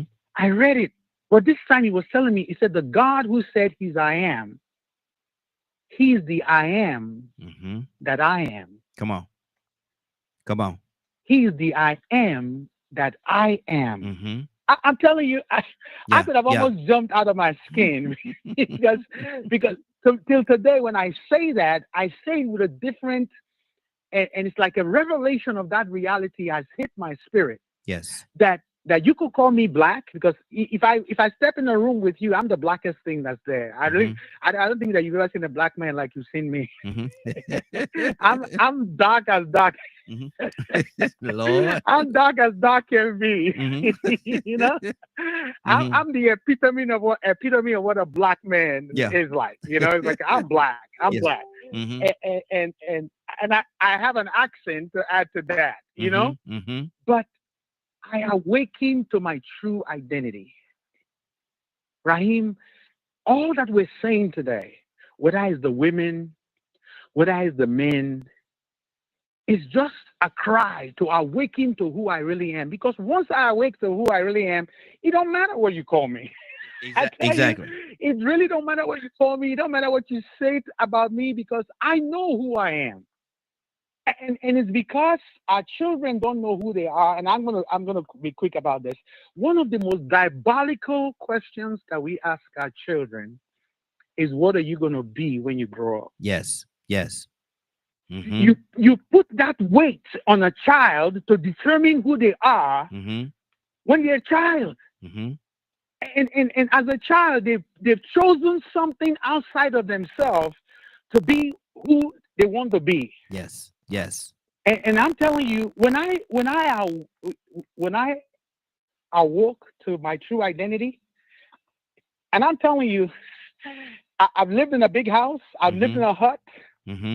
I've driven a nice car. I've driven a Pinto. You know, the one that you almost like put together. I have found out that my identity was set in God. And I'm learning every day, Raheem. We're talking about learning. I'm learning every day my true identity. Yes, sir. I don't just want to know it in my mind, but I want it to be my experience. I want it to be what people hear when they hear me. I don't want you to leave, that's the African preacher. No, I don't want that to be what you hear when you hear me. That's that man from Africa. That's not what I want to be. That's not what I want you to hear when you hear us. Yes. Come on. We want you to hear him that created us. Our identity is from him. Absolutely. Whether it's Raheem, whether it's Dr. Cook, whether it's Badger, Tucson, Rico, every one of us that I don't know you personally, but all I know is your voice. And that is the most critical you there is, your voice. Yes. When our voices become a reflection of him, we are unstoppable. That's good. We're unstoppable. Good. Absolutely. Cassandra, talk to me. Brandy, coming to you next. Cassandra, you there? Do I have her on? Yes, I'm here. Okay, talk to what's the brother's name? Chris? Chris, yes. Yeah, what he said is correct, because it took a lot of pain and work, because sometimes we have to work at finding and understanding who we are. And it's not about, I'm like him. I've lived in the big houses, and then I've been homeless. I've had 2-3 cars sitting in my yard, and then I've had no car. Yes. I've been on walking. So, and I had to realize that none of those things defined who I was, because I remember an experience I had. I think I was maybe 13. I was very depressed. I was taking antidepressants at 13, and I was walking down the street heading to a clinic appointment. And we had to take our bottled medication at the time. Whatever we were taking, we had to take it to the doctor. And I had the medication in my hand, and I was walking to the clinic, and I heard, throw the pills in the drain. And I was like, okay, now I know I'm really losing my mind. And I kept walking, and I heard it. I was like, okay, you done lost it now for real. And I kept walking, and then I heard again, throw those pills down the drain. And for some reason, it wasn't no God contact, because I really didn't know God, period, back then. Yeah. And so I took the pills and I threw them down the drain. And the voice said, now, you never will take an antidepressant again in your life. Wow. ever. And it was like, wait a minute. And then the voice said, you are loved. If nobody else ever tells you that, you are loved. Yes. And I felt, I was 13, but from that day, I always felt like if my family didn't love me, if my friends, it didn't matter, because whoever that was talking to me, yes, they loved me, and they told me that I was loved. Come on. And that's all I needed to hear. So, you know, I want us to remember, because people can pretend like everything is everything. Listen, we all go through times sometimes where we don't feel like we're, you know, what we need to be. Now, if you never go through that, God bless you. And I need you to tell me where you never feel like, wow, things are not going good. I'm not feeling good about myself right now. Good. I'm happy for you. But there are those of us, because I've been in ministry almost 40 years now. There are times when things are really going hard for me. Well, I'm like, God, what is happening? I know this is not who I am, you know, but like I said, some of us, we got it together. We don't feel that way, but I'm just honest about me. I felt that way, even after all of the years, all of the work I do. It does not matter. Sometimes that feeling will come over you. Yes, absolutely. And you have to check it. Absolutely. Absolutely. That's good. That's good. Brandy, talk to me, sis. I'm here. Okay. Talk to me. What's on your heart? I'm just observing what everybody's saying. I'm not really I'm just listening to what everybody's saying right now. Okay. Well, this is what we're about to do. Anybody have anything they want to say on this topic as well? Anybody else have anything else they want to say on this topic before we move on to the next one? Yeah, I heard a couple of questions that was asked. The main one is, why do we conform to the things about image, what man says? And you know, this is what I realized.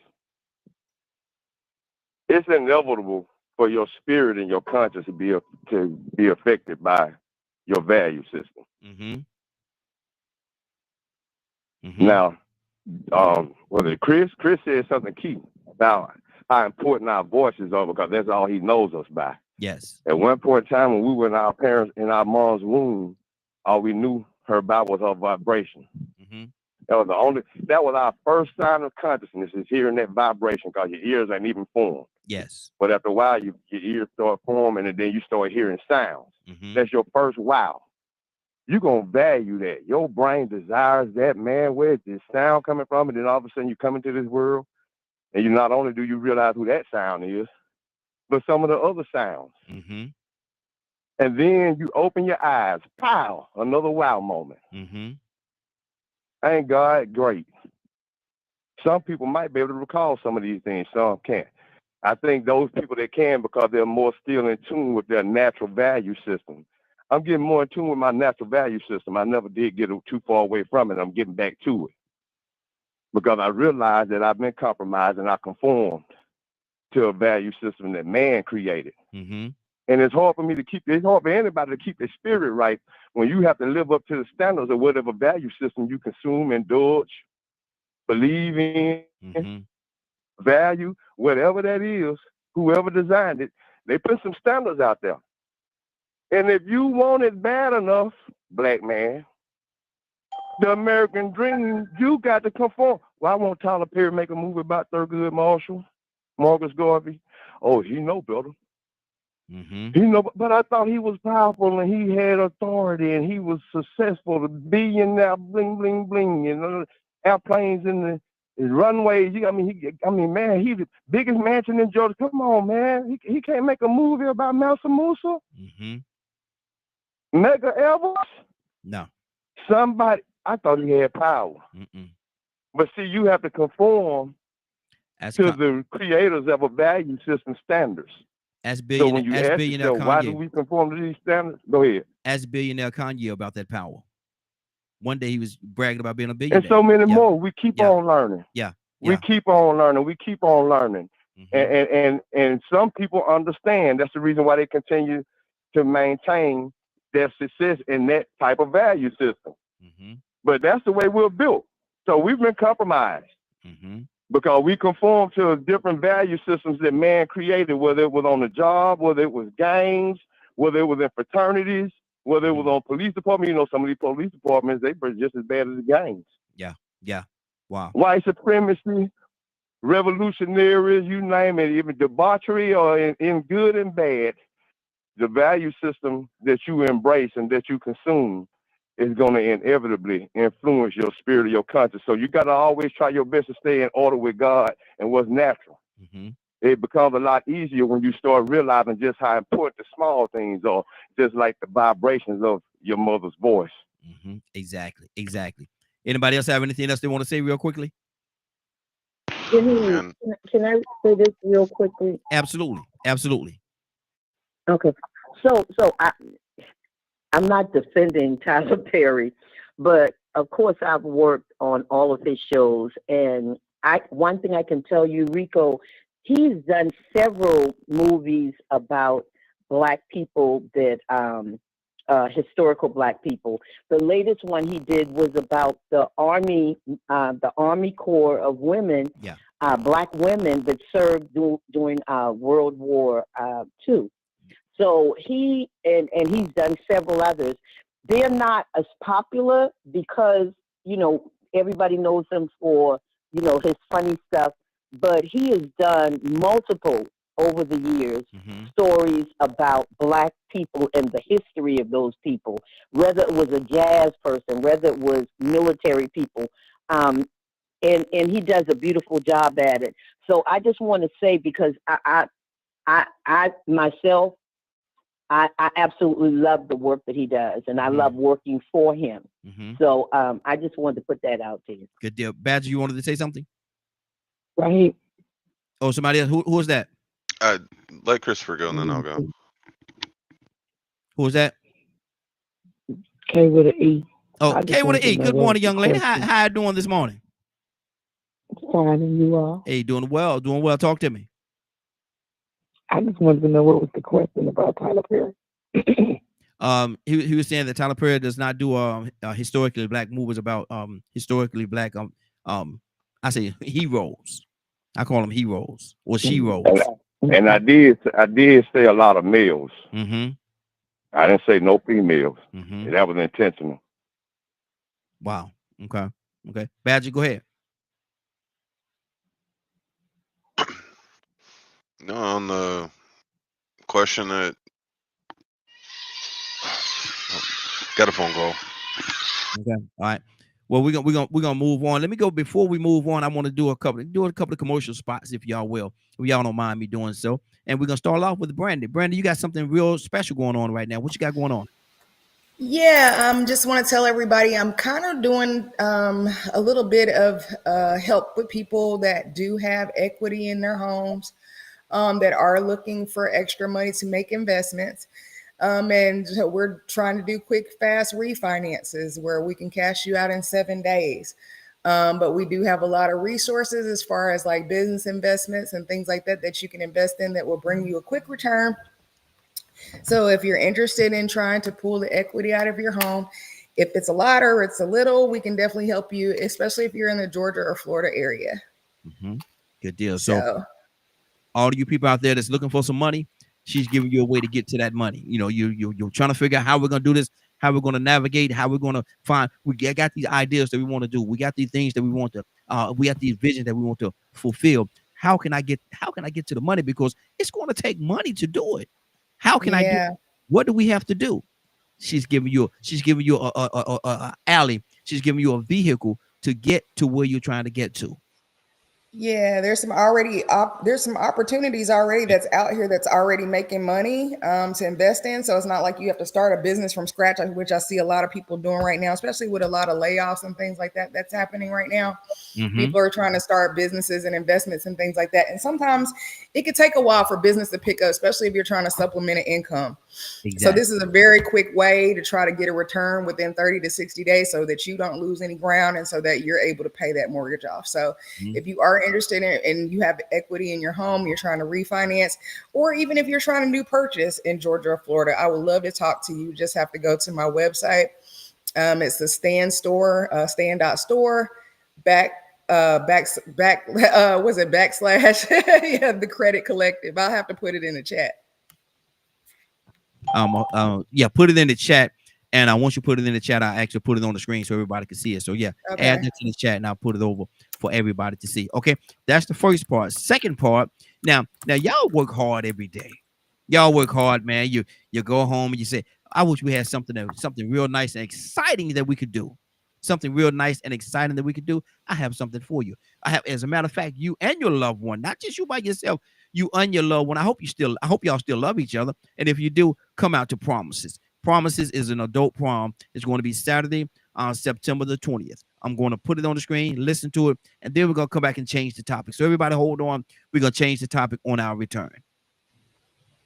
Remember that magical night you always dreamed of? What if you could relive prom, but make it everything you ever wanted? Welcome to Promises, an adult prom, where grown and sexy meet under the stars. I can't believe we're doing this. Picture yourself stepping onto a red carpet, dressed to impress. The anticipation builds as you enter a world of glamour and excitement, dazzling lights, enchanting music, and a room full of lovebirds. This isn't just any party. This is a celebration of love and connection. Savor exquisite cuisine that will tantalize your taste buds. Sip on signature cocktails crafted just for this special night. Dance the night away with your special someone. It's like a fairy tale, but better. Feel the energy of the crowd, the joy of shared moments. Capture memories in our elegant photo booths. Laugh, dance, and fall in love all over again. This is your chance to create the prom night you've always imagined. A perfect blend of nostalgia and new beginnings. Create memories that will last a lifetime. This is your chance to rewrite your prom story. Promises, where elegance meets romance. Join us for a night you'll never forget. September 20th, 7 p.m., 1224, Constitution RDSE, Atlanta. Don't miss out. Reserve your tickets now. Space is limited, and this exclusive event will sell out. Visit our website to secure your spot at this magical celebration. Promises, an adult prom, where promises become memories. Get ready for a night of grown-up magic. Your perfect prom night awaits. Promises, rewrite your prom story. Prom story. Promises, rewrite your prom story. Okay. And if you're in and around the Atlanta, Georgia area, it's going to actually be in Atlanta. And so make sure you make yourself available. Come on out, have a great time with us. You and your loved one. Don't come by yourself. Bring your loved one with you. Bring your loved one. Y'all come on. Let's celebrate love. How about that? Now, here's the information that we spoke of earlier. This is the website. Let me put it up on the screen here. Get this out my way. Okay, there we go. That is the website for each and every one of you. If you need some help or assistance in finding the resources that you need, go to the website. Go to the website and let her help you. All right. Anybody else have anything real quickly? We're about to change the topic. We're about to change the topic. And this is what we're going to talk about. Let me pull this up real quickly. This is something that happened, I guess, a couple of days ago, a couple of weeks ago. And I know you all know about it. You all have heard about it in Florida, where the man, the traffic stop, where the police officer burst out the man's window, punched him, and all kind of different things. I'm going to play the clip for you. And this is courtesy of, I think this is ABC News. I'm going to play the clip, and we're going to come back and we're going to talk about where we are right now, and what we need to do to make sure that we safeguard ourselves and our community and our families. All right. So let me play that for you. Here it is right here. Give me 1 second to get it pulled up. Okay, there we go. And let's take a look and a listen to this video. Very disturbing indeed. You're still required to have headlights on. Can you pull that law up? Huh? Can you pull that law up? Yeah, when you step out of the car, I will. Can you call your supervisor? Huh? Can you call your supervisor? All right, go for it. Exit the vehicle now. Exit the vehicle. Show me your hands. Here.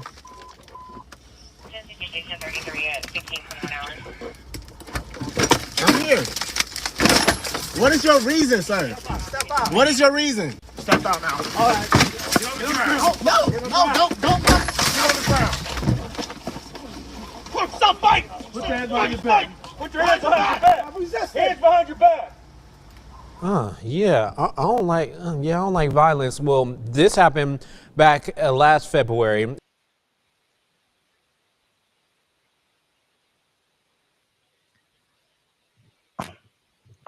Wow. Um. Wow. He's in the car. He's not a threat. They say, "Show me your hands." He put both his hands up. He's asking for a supervisor.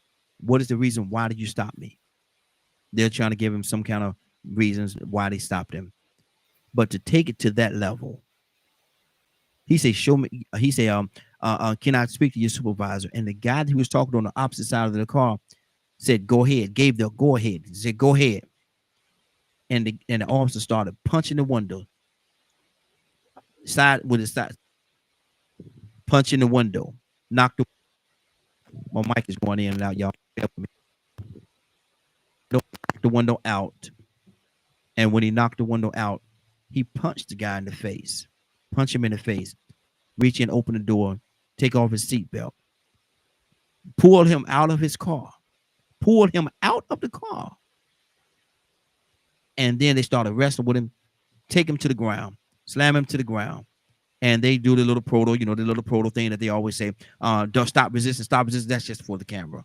That's verbiage for the camera. Stop resisting. How can he be resisting when you have 4 or 5 different officers with him slammed to the ground? What type of resistance is he doing? And he's still asking why? Why? For what reason? Leonard, what did you see and what you hear in that whole? First, let's tell me what you saw and what you heard. And Leonard, good morning. How you doing this morning? Okay. Good morning, Raheem and the Morning Glow family. It's pretty much the same thing as police are far too aggressive and they do not practice de-escalation the way they should. Mm-hmm. I think that part of the tape. Were they out of order? I'm not sure because I haven't heard the whole tape or what happened prior to when the part of that video was made. So we're not sure what happened before. I never would automatically jump to any conclusion, but there seems to be a problem. And the police are not trying to de-escalate the situation. Mm-hmm. They're escalating it. Yes. They're trying to create a more hostile environment, which is what they are trained not to do. Mm-hmm. You should never be the one to create the hostility if you're a law enforcement officer. Is it against the law, or did he commit a crime in asking for a supervisor? Because he simply asked him for a supervisor. He said, "Can you get a supervisor out here?" And the guy said, "Okay, go ahead." Is that against the law to do so? It's not against the law at all. But it's not a matter of law at that point. He's just asking a question. He can ask him whatever question he wants. Now, whether or not asking is in his best interest is another question. Yeah. Wow. So without seeing the beginning, I don't make a whole bunch of decisions about, what should be done, who was right, who was wrong, or what have you. They handled the situation to me a little bit far too aggressive. Absolutely, absolutely. And I'm gonna tell you something, man. From what I saw, and I can only go by what I saw. I was not there, and like I said, I don't know pre or what happened after. But from what I saw, him leaning to the side and talking to the guy that's on the passenger side and simply asking him a question. First, can I speak to a supervisor? And they, where your hands? He lifted whatever they told him to do. He did it. They said, "Let me see your hands." He lifted his hands up. He said, "They're right here." Even to the point where, when the guy gave the go ahead to smash the window, the guy busted the window, and the guy the guy, he just sat in the car. He didn't do anything. He didn't try to fight back. He just sat there.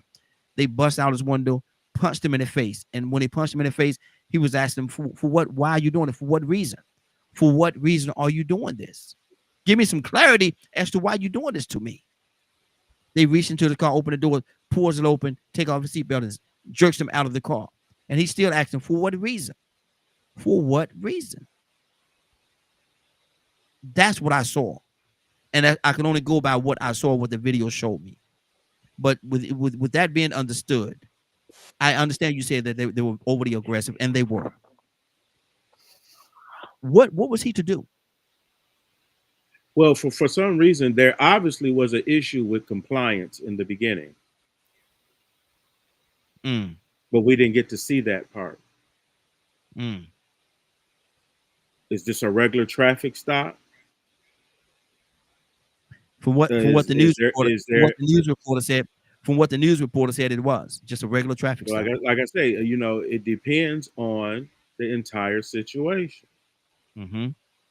How did you see? You didn't have a view of everything that was going on in the car? You're not sure if the license plates had been ran. You're not sure if this person is connected to another crime that may have occurred or anything of that nature. And all of that is true. But why couldn't they just tell him? Why, when he asked him the question, why couldn't they tell him? You have a warrant. Well, right. You have a warrant. You have a warrant. Yes. Yes. Did you just pull this video up?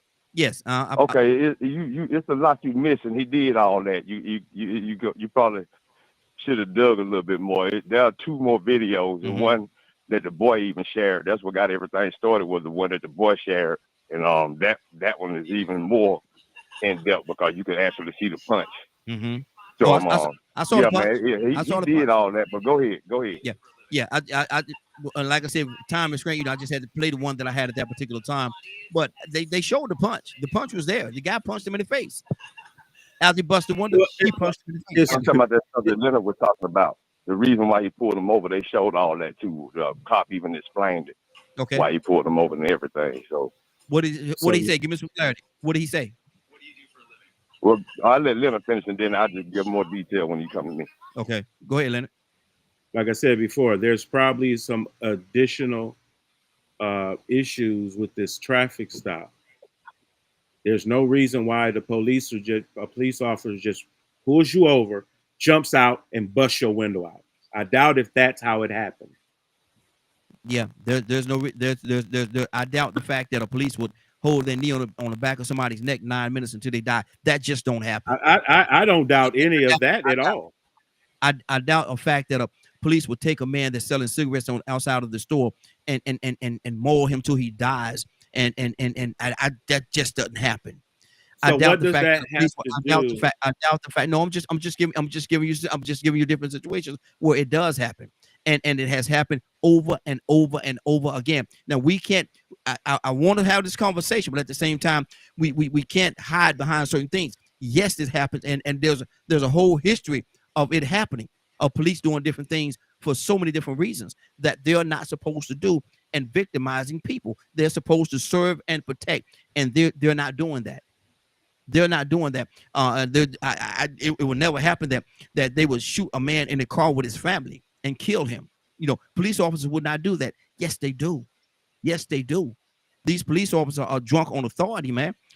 Not all of them. You got some great police officers, and I applaud the ones that's doing the right thing. I applaud. I love you. Thank you. We need you. We need you. But there's the other side of the coin, man, where some of these police officers are drunk on authority and they do things they have no business doing. None whatsoever.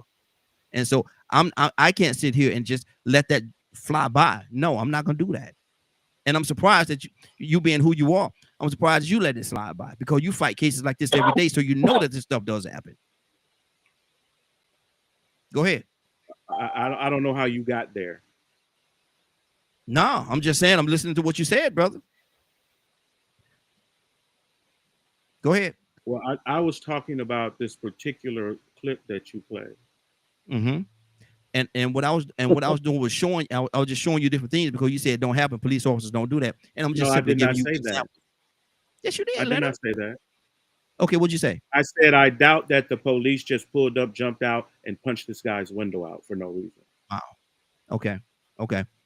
And all those other situations, I changed my verbiage. All the other situations, I doubt that the police did that and put that knee on that man back for 9 minutes until he died. I doubt that happened. I doubt it. I doubt that. I doubt why you. I don't know why you would. I know I wouldn't even say that because that don't make sense. If it's already happening, you have the proof. You don't have to believe it. You have the proof. My point exactly. They did it in this clip. Now we're back to this clip. Exactly. You have the proof. They did it, regardless of whatever the reason, were they right or were they wrong. They did it. Go ahead. Well, I never said they didn't do it. Mm-hmm. You said you doubt. I don't You think said that. I don't think that was what we were talking about.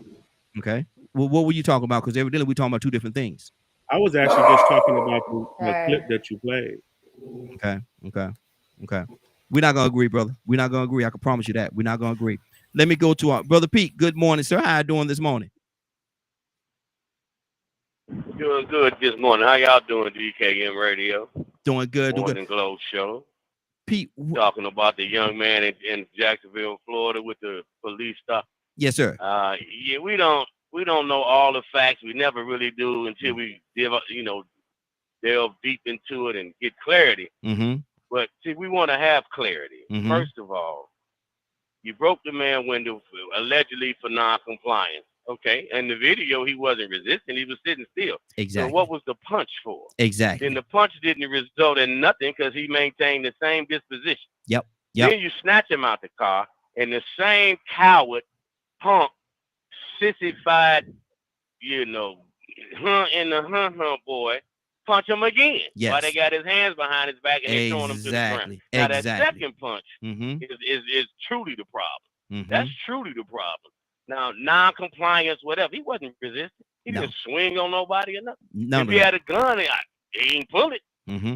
I mean, was it pointed at you and we couldn't see it in the camera? I mean, what? Well, It's Pete, not making- my it's not thing is making sense. my thing is this.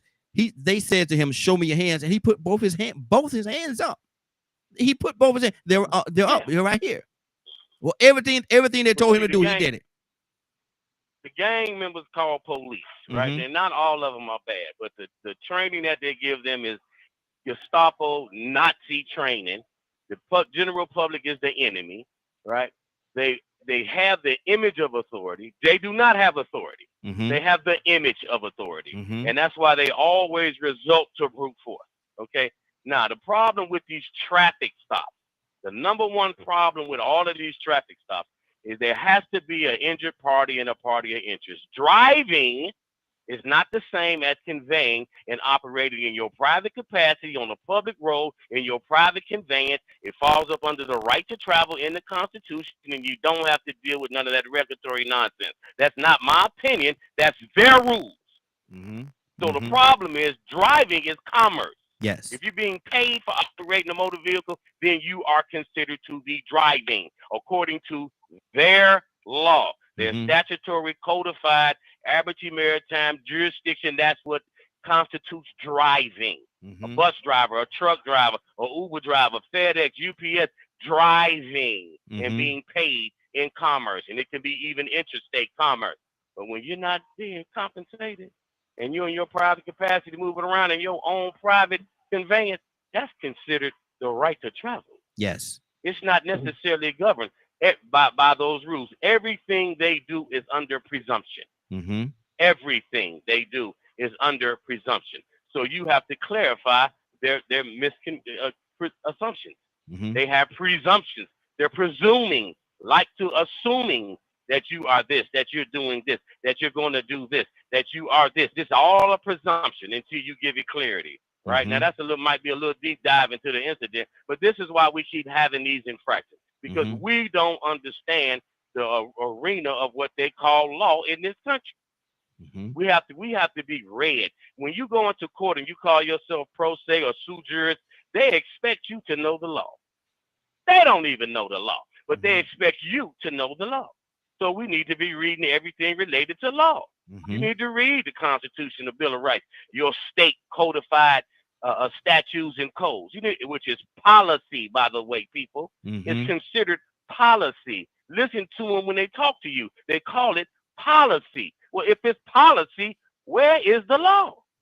What is considered law? Yeah. Well, you don't know the difference because we don't read. And we might not be reading because we don't know how to read or we don't know what to read. So they need to do better and we need to do better. I'm going to say this and I'm out the way.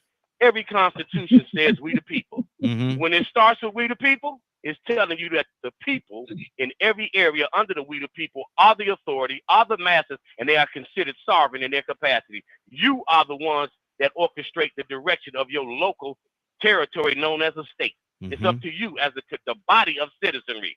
They are not in the authority, none of them. The governor is the chief law enforcement official in the state, but he is elected. Maybe selected, but he's elected. And they sit under your authority. So it's your fault collectively that these hooligans and criminals and degenerates are doing this devilment that they're getting away with, because you're not putting your foot up there behind and making them accountable to what your will is as the we the people in the Constitution. Read it. It says we the people. Good that deal. means you collectively are in authority. Good deal. Good deal. Rico, talk to me, brother.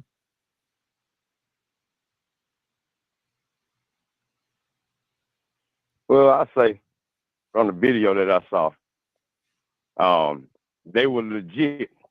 Now, I ain't gonna say the reason why they pulled them over was legit, but you know, police have certain laws that they can take liberties to use or not. Mm-hmm. And one of those laws are that you have to have your headlights on at sunset or sunrise. They call it dawn, I think, or when it rains. Mm-hmm. And it had just finished raining and it was cloudy.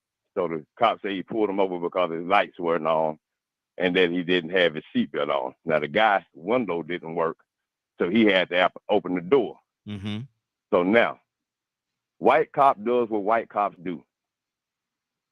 How'd you open your door? Oh, that authority. No respect, like you talking to another man. And then the guy's like, well, hey, you know, my window didn't work, but I opened the door to ask me why you pulled me over. So now it's animosity because, you know, the cop, you know, came at the guy questioning him like he was a child or something. And the guy, he questioning the cop. Who are you to question the cop? And so it goes from there. It escalates. The guy, he tried to tell the guy to get out the car. The guy slammed the door, locks the door, then he tell me he's under arrest. The guy keep on asking me, why you trying to pull me over? Now, that's true. They will pull you over for that.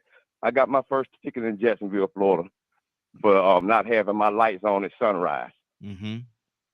I couldn't believe it. I said, man, but the sun is up. I said, you can see the sun right there. She said, yeah, but it's not completely daylight. She said, if you was to throw a football right now, you wouldn't be able to see it too good. Yeah, you're right.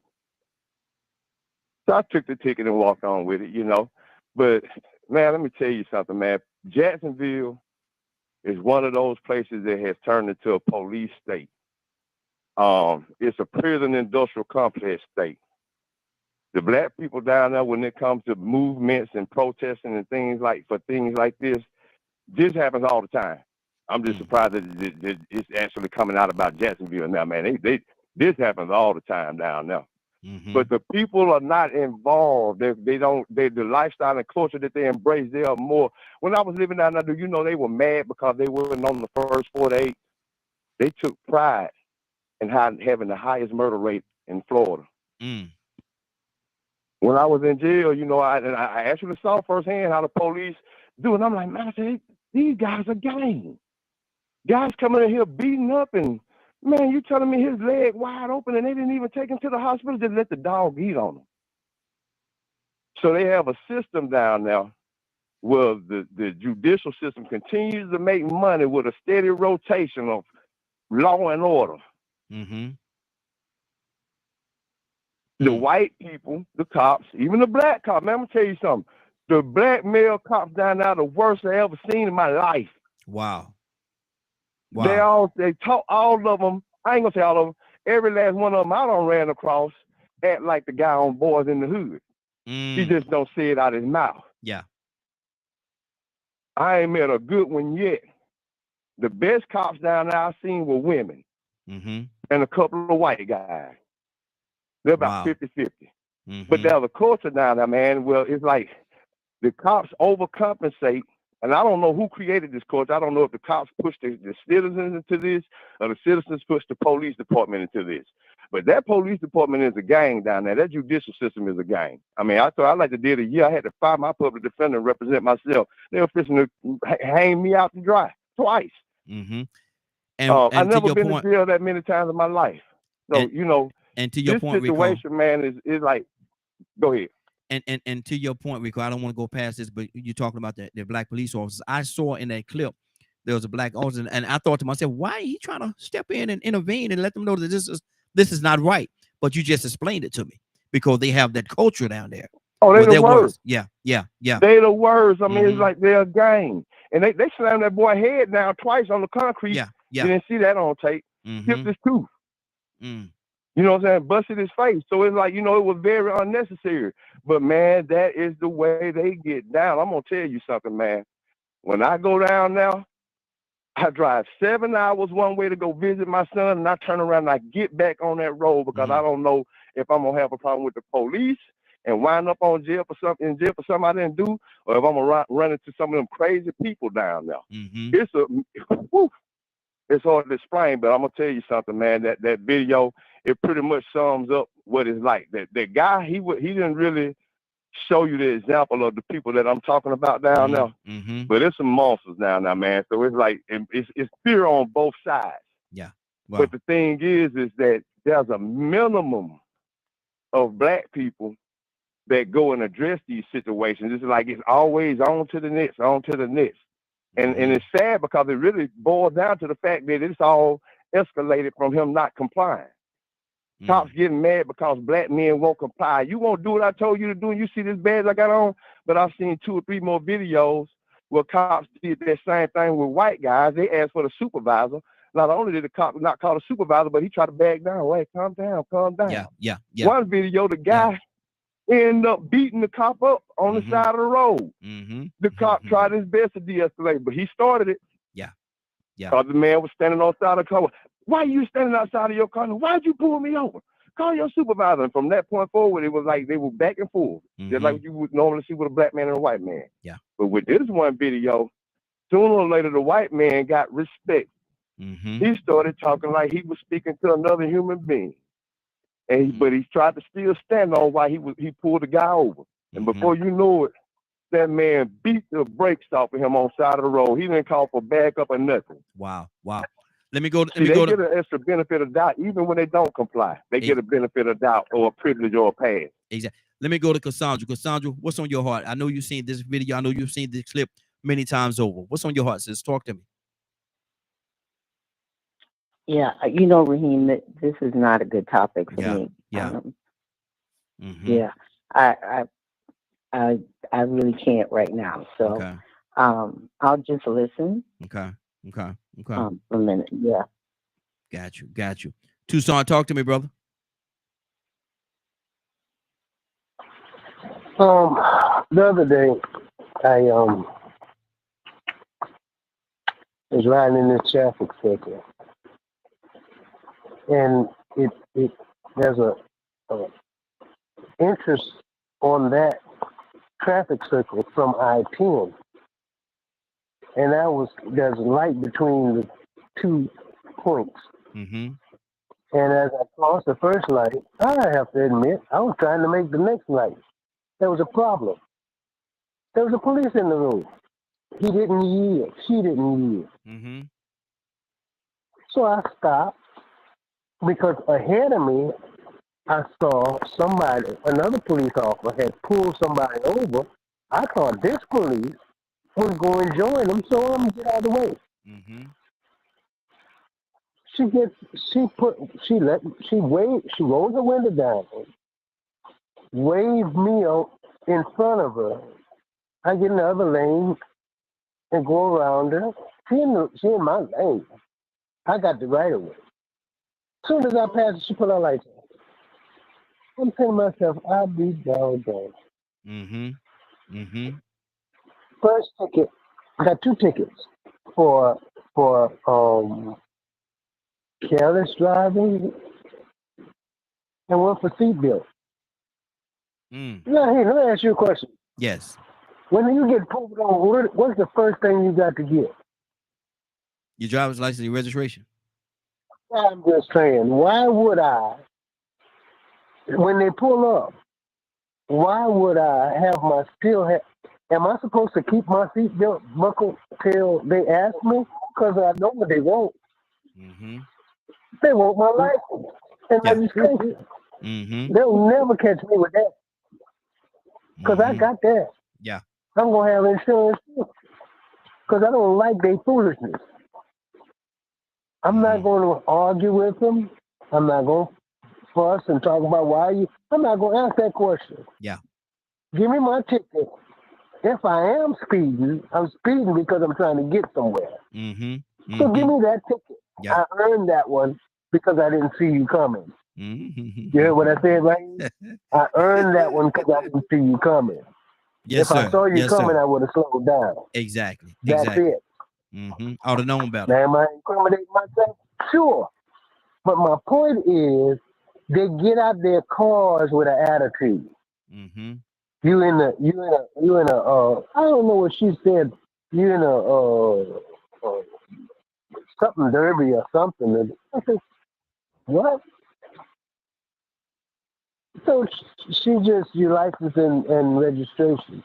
She gets my license. I got my registration. She don't ain't no license and insurance. I'm giving her my. She walks off. Here's my point. There's this. We better be careful because all of them have a different agenda. Protect and serve. I don't care what it is. We're talking about good cop, bad cop. Get out of here with that. There's another agenda. Yeah. This ISIS and this and that and the other. They looking for somebody, and they get out their car with an attitude. So the best thing we do is, watch yourself. Be careful. Don't try to fight it in the street. Exactly. Otherwise, you might wind up on the ground. Sad truth. Absolutely. K with an E, talk to me, sis. Mute your line there, Tucson. Good deal. Appreciate you. K with an E, you there? K with an E, are you there? She can't find a mute button. She's going to jump in a minute because she found the mute button, and then she's going to start talking. Watch this, y'all. Let me go to Brandy. Brandy, talk to me. Badger, coming to you next. Yeah, that I saw that video, and it was disturbing. Yes, you know, it was very disturbing. And I always, try to think of benefit of the doubt situations, but that whole scene wasn't even warranted to do. You know what I mean? Like to do all that because it doesn't look like he was doing something. And even if he was speeding or something like that, like it didn't warrant all of that. And to hit that man in the face and stuff like that and pull him out the car and hit him some more. I think sometimes I'm glad that he did what he did though. I'm glad that he recorded because it could have been worse. Exactly. He probably, he could have not, they probably could have abused him even more. I think sometimes our law enforcement, takes things way out of proportion sometimes. And it's it's even so much that they've made an app for it. I just saw it recently. They have it's called Live Lawyer, and it's like an app that you download on your phone, and if you feel like you're being violated at that moment, like you can record everything, and it's like a lawyer that's in real time helping like represent you during that time. And if someone had to be that mindful, you know what I'm saying, to create an app for the protection of people, that should let you know that it's an ongoing problem. You know what I'm saying? It's not something that to be ignored. It's something to teach your children, especially if they're young, driving around and things like that by themselves, how to handle those situations. Wow. Badger talk. Exactly. They need to be trained. Better trained. Absolutely. Badger, talk to me. Okay. I started to talk and I realized I was muted because of the phone call earlier. You know me. I'm going to dig into it. I actually found the entire body cam footage from multiple angles. First officer pulls up. As he's walking up to the vehicle, the guy swings the door open. Even to me, that's like, whoa, hold on. Then to find out that his window was broken. Yes. So the cop tells the individual, the guy, why he was being pulled over. Guy ignores it, says that he wasn't told what it was. And then the cop asks for his ID and everything. So the guy, he's like, well, step out of the vehicle. Hold on. Did he give him the ID? No. So he didn't give any ID. No ID or anything. Okay. The cop asked him to step out. Mm-hmm. Guy says no. Police officer walks toward him. Guy slams the door, locks the door. So now he's in a vehicle with no working windows with some tent on it. No. The passenger side was working because he was talking to the police officer from the passenger side window that he had already let down. Right up until that point, I knew the driver's side window didn't. Later on, it shows where the driver's side window was correct. Mm-hmm. Police officers are talking back and forth to him the whole time, and just asking him for ID and all that kind of stuff. Mm-hmm. Now he says it wasn't raining, but his vehicle was wet with rain. So, but to me, it did go farther than it should have. Mm-hmm. And it also later goes to show when they pulled him out of the car, the Kia or whatever it was. Yeah, it was a Kia. Puts him on the ground, ends up busting his chin. They call to make sure that he gets proper care. Wouldn't have had to had they not forcibly slammed him on the ground like that. But go ahead. Agree. Mm-hmm. I agree. Mm-hmm. So I don't know the laws down there, but I do feel that it went farther than it should have. They also found marijuana in his pocket. Mm-hmm. So, and then during the court, he was driving with a suspended license. I don't think the cop knew all of that at the time. All this, and that's what I was about to say. All this is after the fact. Right. All this is after the fact that you bust this man window. What and how do you explain the fact that even if all these things were the case, all those are found, like I said, after the fact. But why would you bust out his window, punch the man? How do you justify punching somebody that's I'm not justifying any of it. I'm not talking about you, Badger. But how could you justify knocking out somebody's window, punching them in the face, swinging their door open, taking off their seatbelt, taking them out the car, slamming them to the ground, causing all kind of body harm to him while you're doing all that? How could they justify that? Even if the man had marijuana in his pocket or not, how do you justify that? You didn't know that he had marijuana in his pocket until you took him through all these terrible transactions. You didn't know that, even if they say he did, but maybe he didn't even have that. But I'm not going to debate that fact one way or another. But you can't get to that point without going through all this stuff that they've done. So all I'm sharing is what all the body cam shows. Mm-hmm. Okay. The guy. And I'm not back up and all that stuff. Oh no. I'm just. I don't know the laws down there. Don't know the situation. I don't agree with extra force or aggressive force unless it is actually required. Someone's got a gun and an actual gun and not. Anyway. Every time I see them giving him a demand, show me your hands. He put his hands up. They're up. He said they're up. And then when they busted one out, he kept saying, "For what reason? Why are you doing? For what reason? Why are you doing this?" You say that in the video they told him why they stopped him because of the headlights and different things like that. But I don't think headlights justify busting out somebody's window. Headlights not being on or seatbelt not being worn justifies the extent that they went to. I don't think it does. I'm not going to agree or disagree. Okay, that's fair.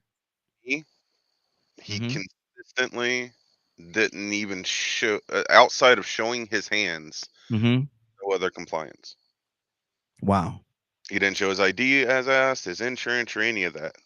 Which his license was suspended. So did it justify that type of aggression? Did Exactly. it justify that much aggression and that much rage?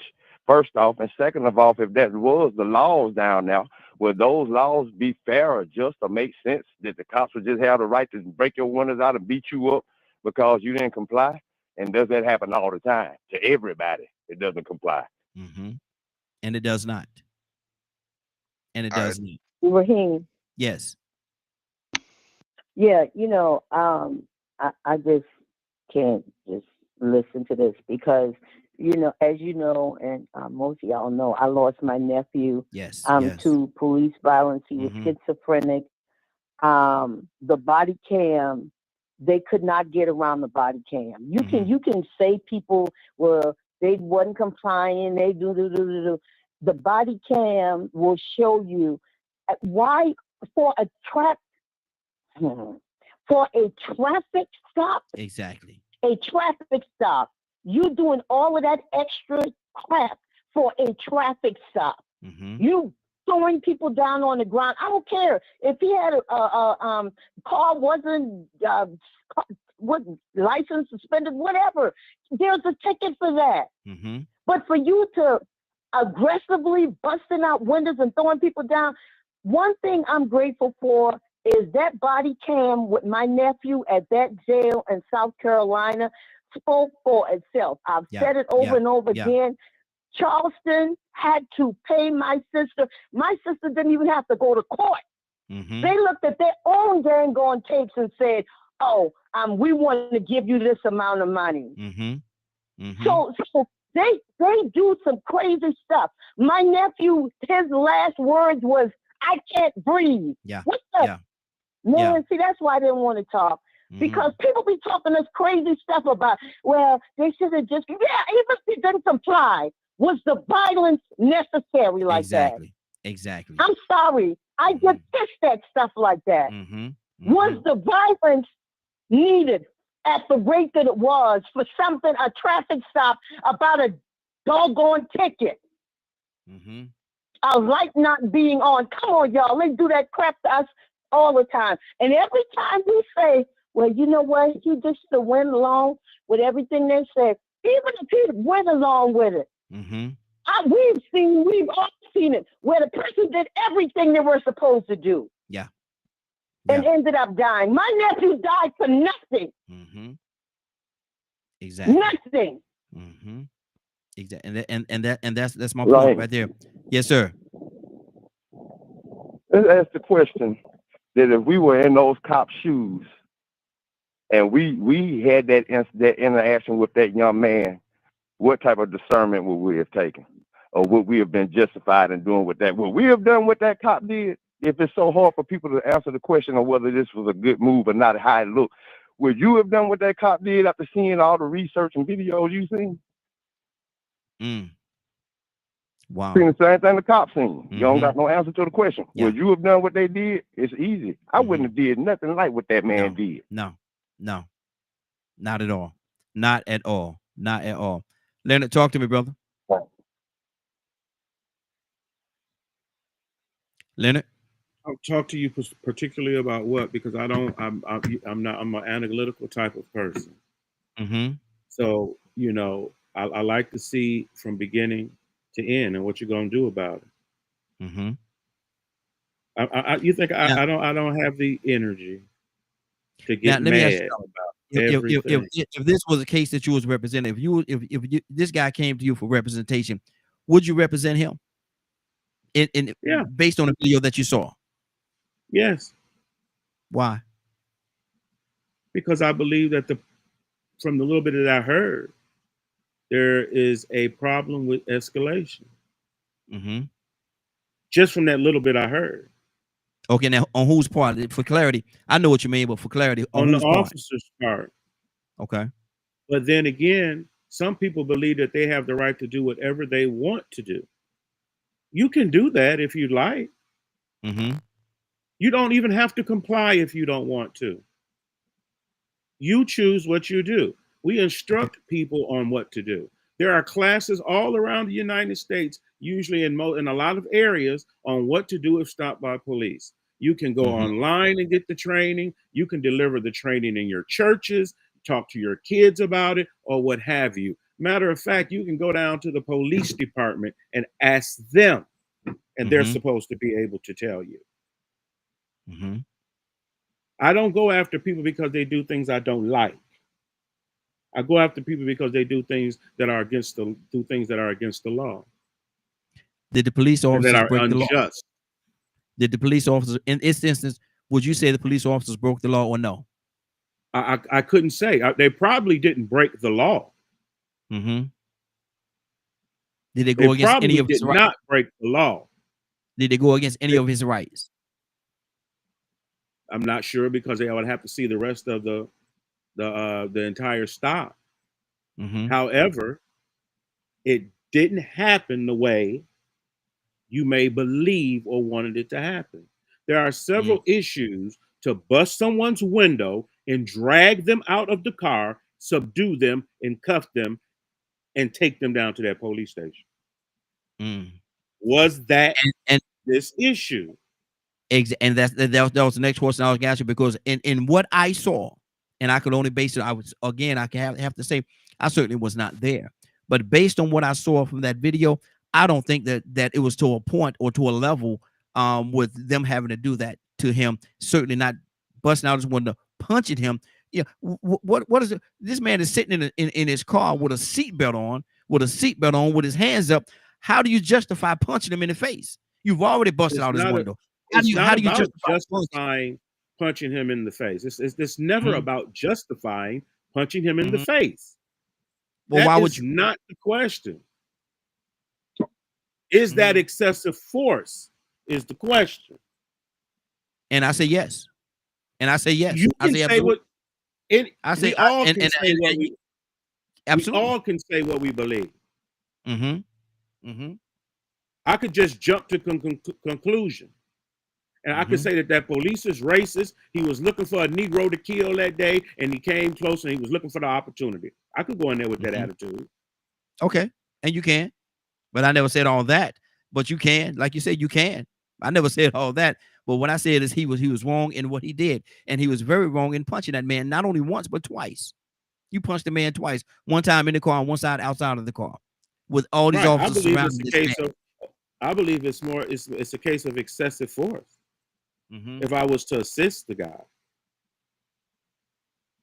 But I don't just jump to conclusions about anything. Okay. Brother Pete, talk to me, brother.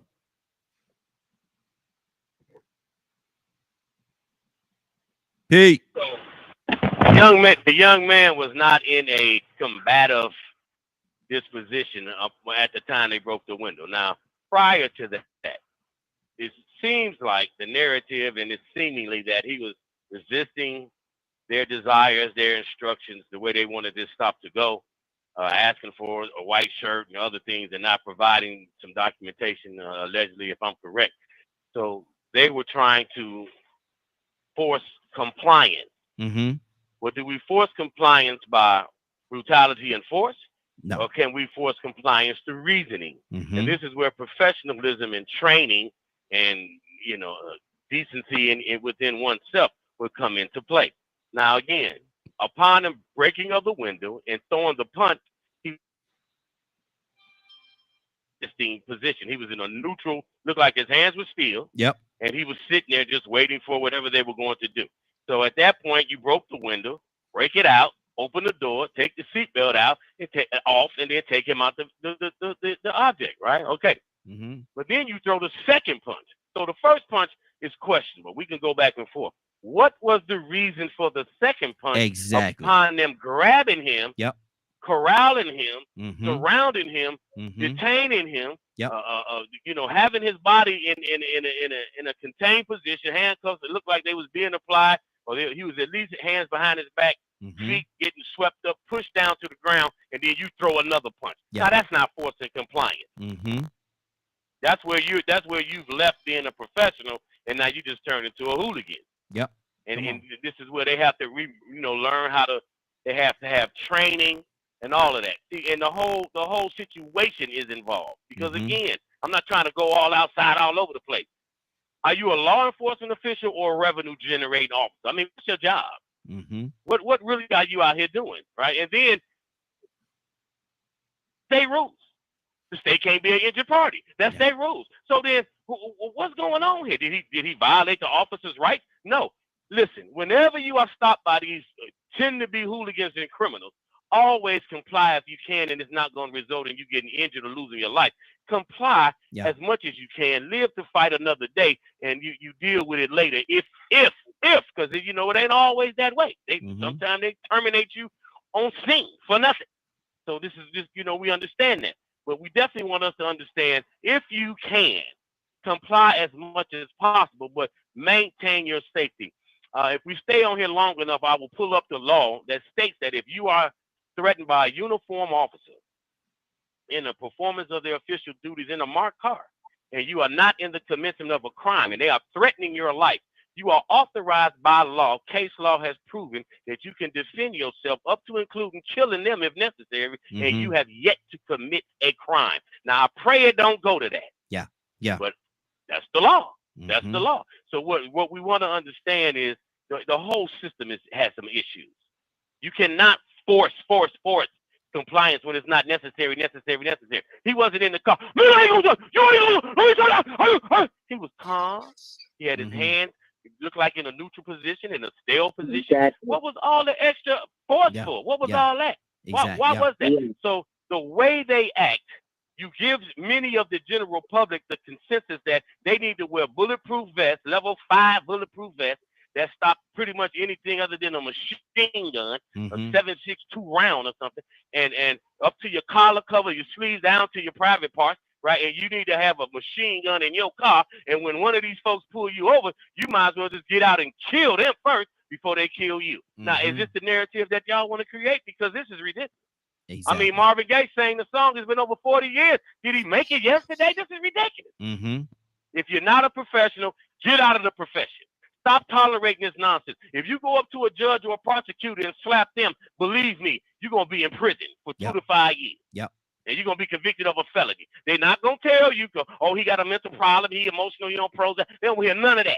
You just slap the judge, you just slap the prosecutor, we locking you up. Come on now. Just so like what's good for the goose is better for the gander. Exactly.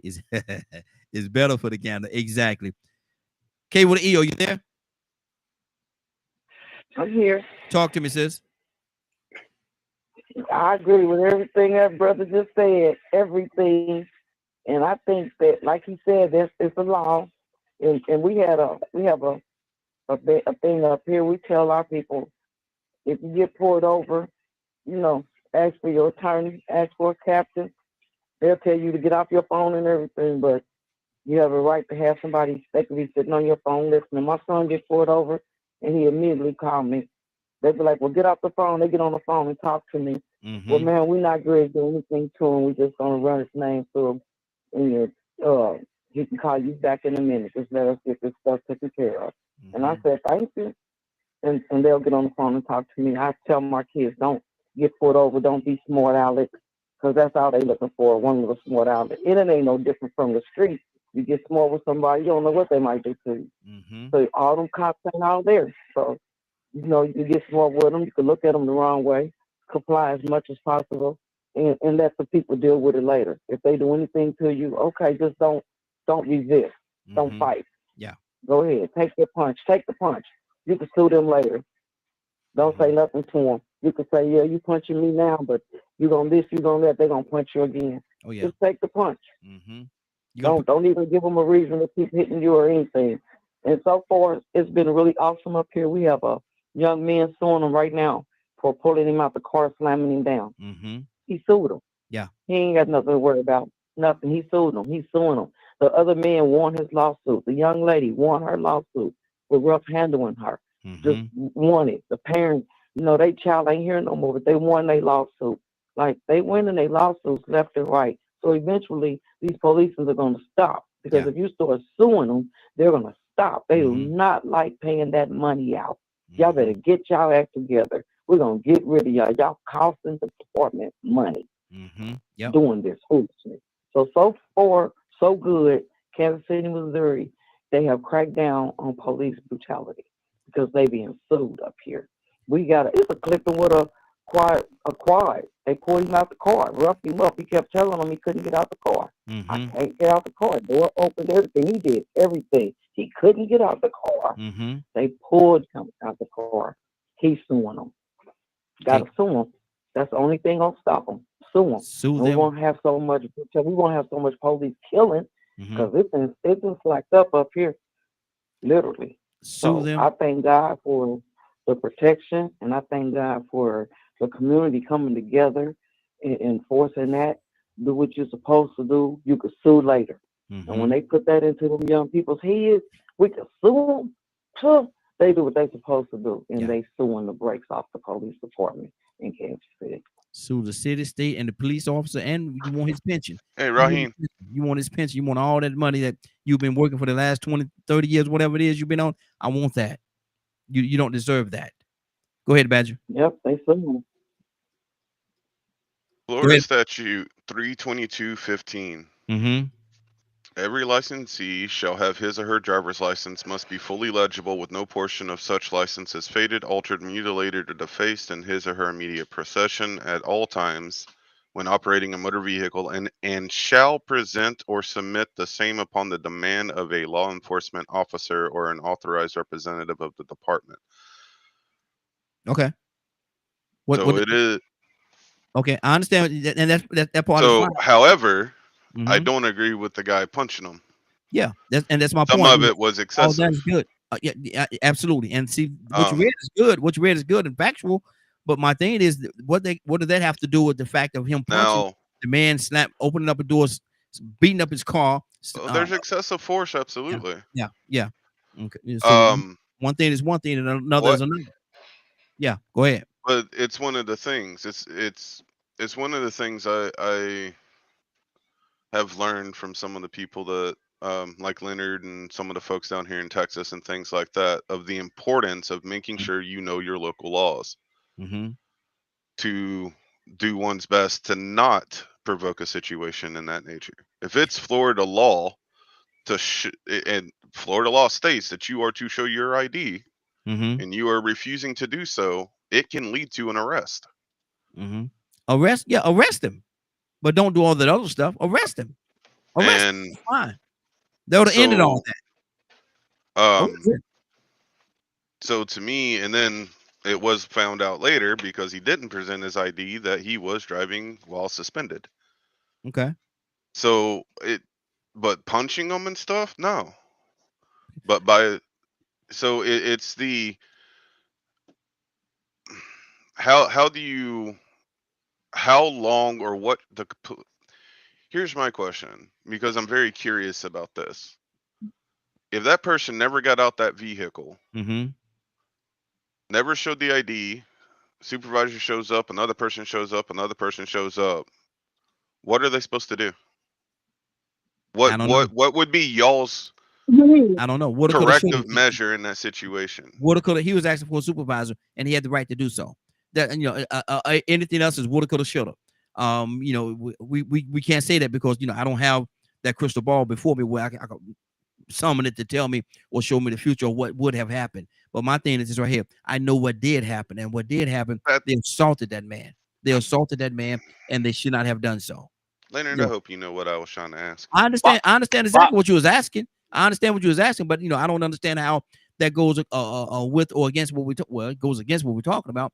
But my thing, yes, Cassandra, talk to me. I don't know how many people on here have been stopped, and it was wrong, and it didn't go right, or you've had loved ones killed by the police. Listen, until y'all have experienced that, until your rights have been violated, I don't think you're gonna get it.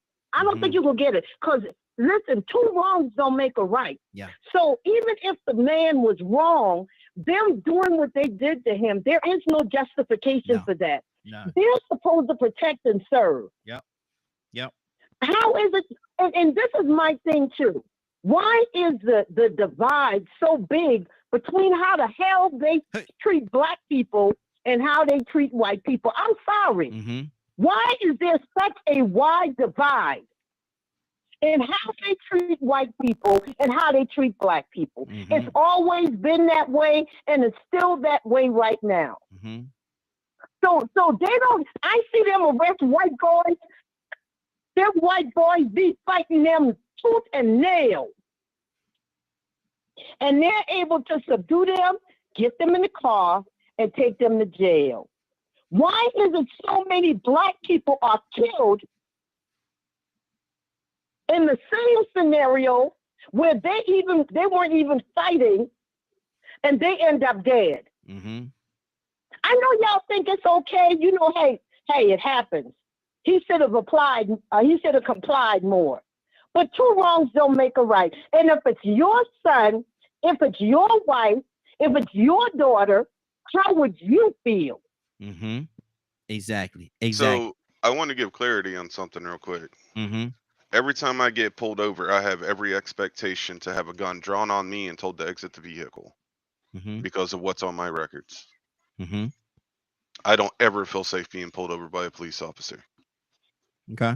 So I do speak from an experience. Okay. But it's something that I've learned is having to look at the big giant picture when I used to have a real bad bias and absolutely terrified of having a cop pull me over.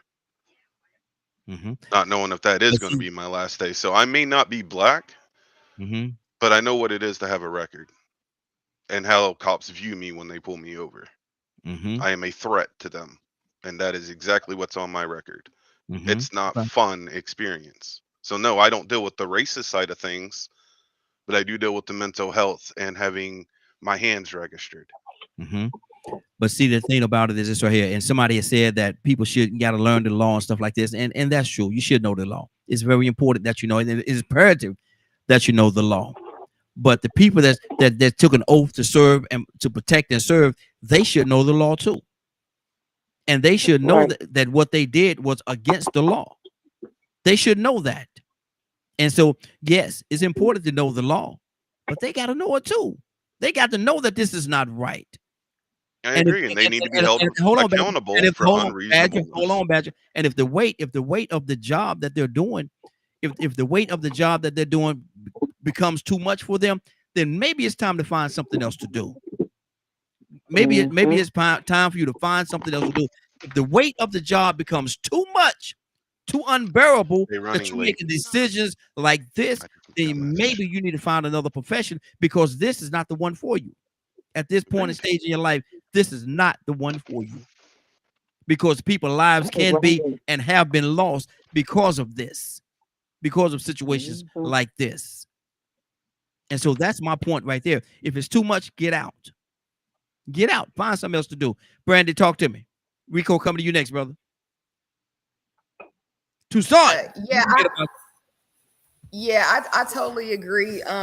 Just with everything that's being said, like I said, it's like I said, it's a police's job to de-escalate situations, not increase the violence. You know what I'm saying? And using excessive force in any type of situation is just not a good, it's just not a good thing. And I see what I see a lot is going on with people lately is a lot of assumption, and the assumption that maybe somebody's moving sideways, maybe somebody's doing that, and acting on the assumption instead of actually figuring out or finding out what's going on. And it's dangerous to move on assumption. What they say, you make an ass out of you and me, assuming, you know what I mean? So it is, and I'm literally watching it in all types of situations, not just even this police situation. I mean, it's just, when it comes down to it, it is police are here to protect and serve and not to move on assumption. I know they're trained to see, what looks like a threat and that didn't look like a threat to me. Not for all of that. It didn't take all of that. And it wasn't even more, it wasn't even just one officer. It was, it's more than one. It didn't take all of that. No, not at all. Not at all. Rico, talk to me, brother.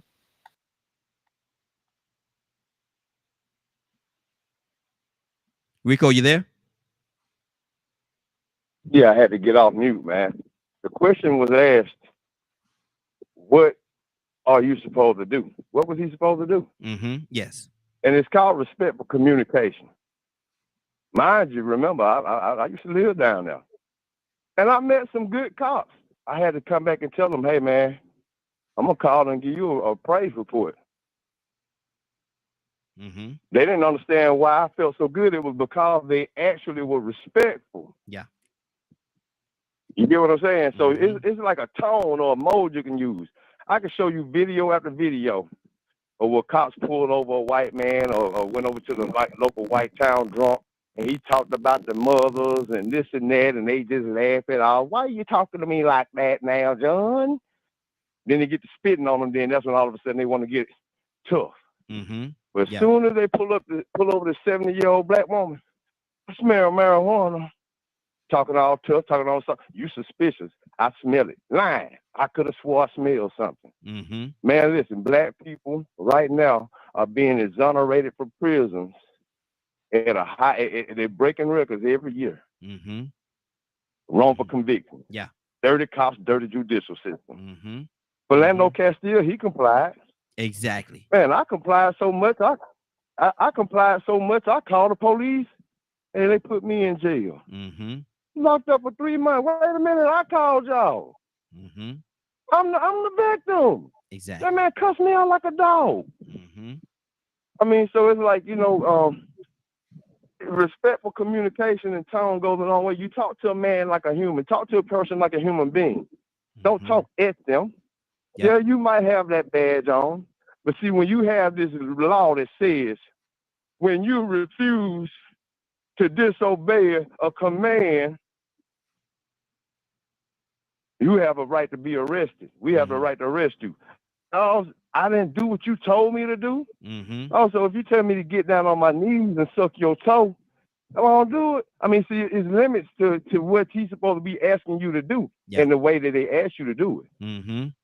You're going to get aggression if you give aggression, but now this is the bad part about it. When we start talking about knowing the laws, listen, these people are suing, they're winning, they ain't winning because the cops did right. Exactly. They ain't winning because these cops did wrong. Oh, some bad cops out here, huh? Mm-hmm. Yep. Exactly. We see it on video, we see it in lawsuits, but this is the other side of it. Mm-hmm. Because I can show you videos where a white guy was pulled over. No, he wasn't pulled over. They got him after they realized that he had abandoned a car that had an AK-47 on it, loaded. Mm-hmm. And he was a felon. Mm-hmm.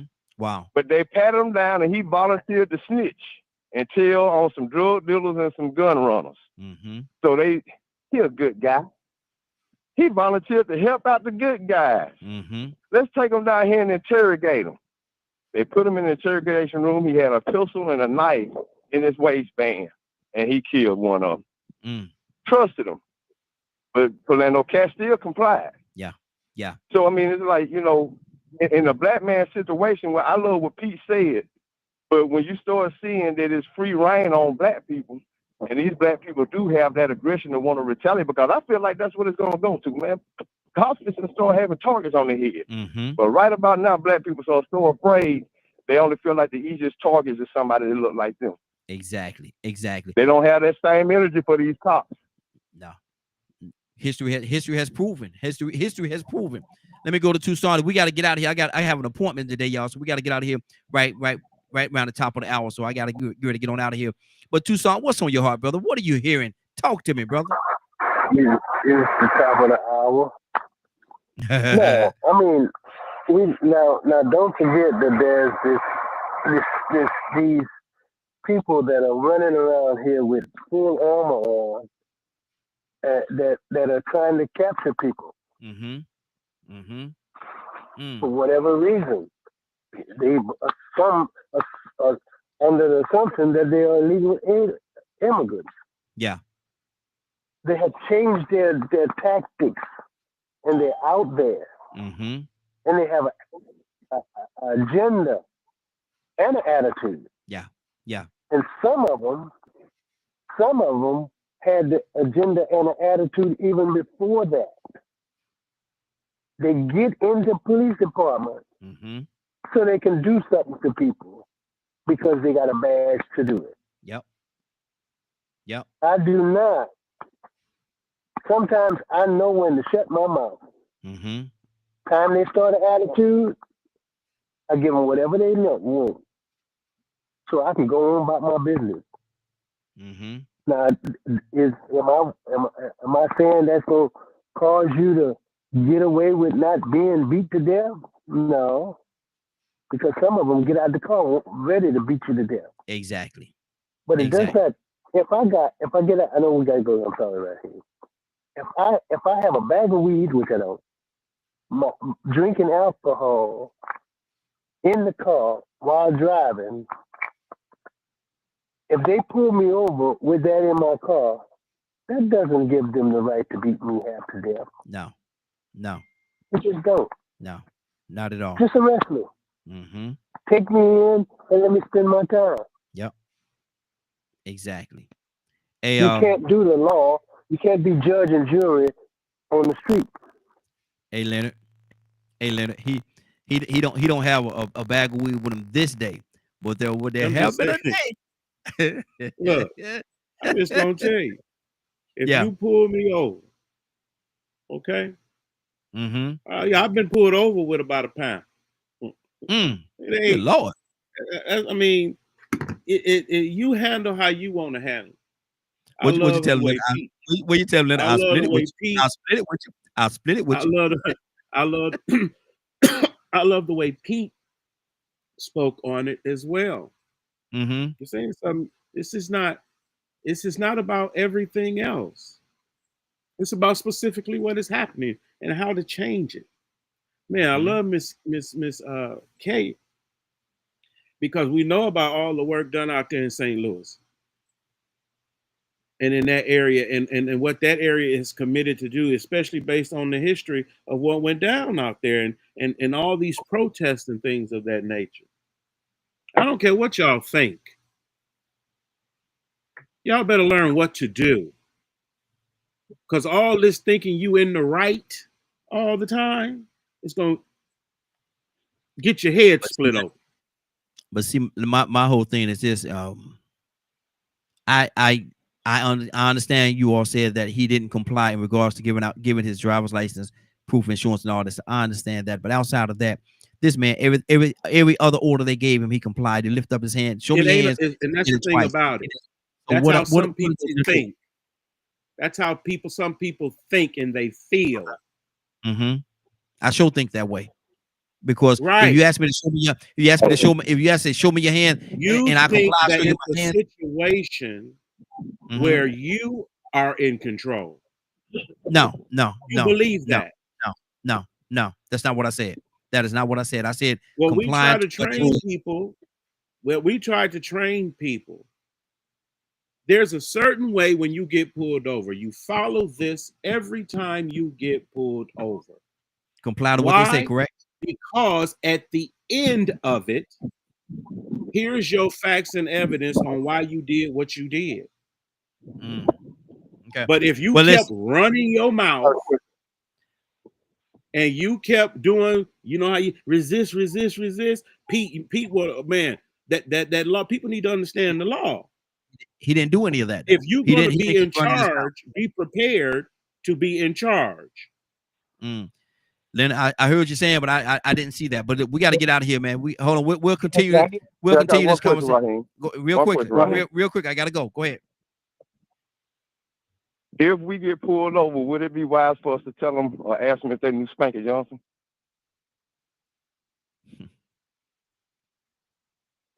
Wow. We're gonna continue this conversation tomorrow. Everybody that's listening, no, we're gonna continue this conversation tomorrow at the beginning of the broadcast. We're gonna continue it for the first probably about 20-30 minutes. We'll continue this conversation, then we'll move on to our topic for tomorrow. But we will continue this conversation tomorrow. But as of right now, got to get out of here. Cassandra Alexander Green, are you there? Yes, I am. Cassandra, somebody joined this broadcast late today. 8 o'clock, 8:30, 9 o'clock, even 9:30. And they say, man, I wish there was a way I could hear this broadcast and hear it in its entirety. Cassandra, can you help them out? We definitely can help them out. If you've missed any part of the show and would like to see or hear it in its entirety, tune into dkmmediagroup.com at 3 p.m. Eastern Standard Time. Once again, if you've missed any part of the show and would like to see or hear it in its entirety, tune into dkmmediagroup.com at 3 p.m. Eastern Standard Time. And please accept my apologies, but that's why I shouldn't have said anything. No, you said nothing. No, you're good. No, I shouldn't have, because I know that my emotions are still very raw when it comes to my nephew's death. So, I probably just shouldn't have not talked at all. No. But, my apologies. No, you did nothing wrong, sis. My You apologies. did nothing wrong. I accept your apology, but you did nothing wrong. Y'all ready for the pledge? Cassandra, I need you to say the pledge with us this morning, though. K with an E, Toussaint. Anybody else? Brandy, I need you to say the pledge with us this morning. Anybody else that want to say it? Here we go. Please repeat after me. I will take this day. I will take this day Take this day And be the best that I can be. and be the best that I can and be be. the best, and be the best that I can be. Do the best that I can. Do the best that I can. That I can. And help as many people as I can to do the same thing. And help as many And people help as as I many can people as I do can the same thing. do the same thing. I promise to do it with love, I promise to do it with love, y'all didn't say that part too much. Okay. Compassion Compassion and the grace of God, and the and the grace grace of of God. giving him all the honor, giving him all Giving the him honor, all the honor, all the praise, all the praise, and all of the glory. and and all of the glory. In the name of my Lord and Savior, Jesus Christ. in the In name the of my Lord name and of my Lord and Savior, Jesus Christ. Amen, amen, and amen. Amen. Toussaint, I want you to pray us out today, brother. And if you don't mind, Cassandra, Cassandra, can I say something? Yes. Mm-hmm. Cassandra is having her surgery tomorrow, so please pray for her as well. Toussaint, can you pray us out, brother?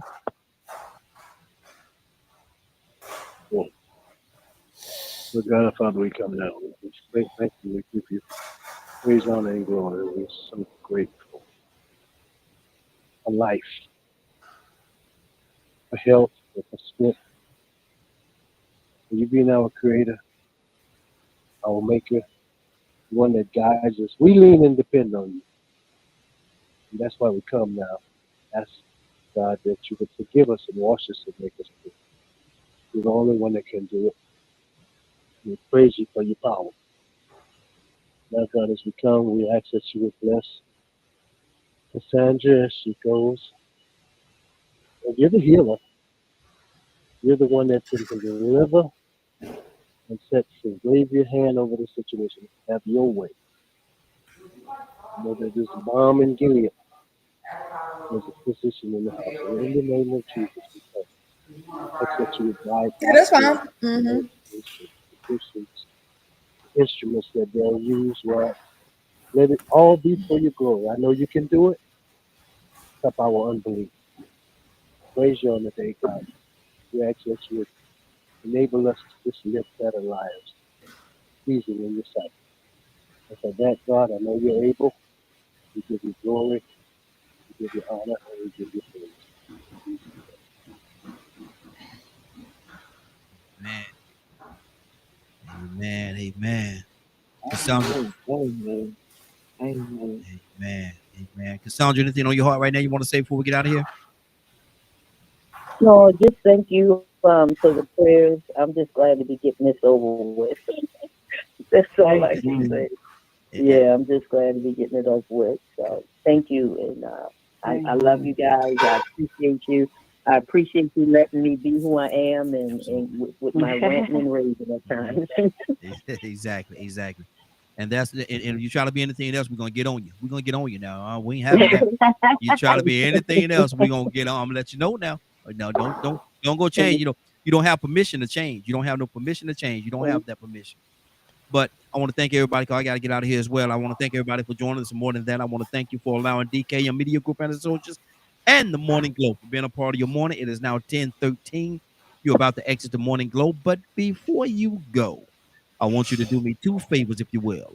One, I want you to continue to pray for us because we are certainly praying for each and every one of you. Number two, why this is really simple. I want you to go out there, find somebody, and give them a hug. Because you never know, it could be the only hug that they get, or it could very well be their last. Love you, and ain't nothing you could do about it. Have a great day and a better tomorrow. We shine some light on you from the Morning Glow. Take it out there into this wicked and cruel world that we live in, and let your light so shine. If you get an opportunity, give somebody some love. You just might find some love in return. Won't that be a beautiful thing? Have a great day. Take care of each other. And please, please, please be blessed. Give somebody some love and truth. They will appreciate it. And I'm sure that you will as well. Have a great day. Talk to you tomorrow morning, if God says the same. Have a great day, y'all. Love ya. Welcome to the stage where hearts unfold in the morning glow, stories untold.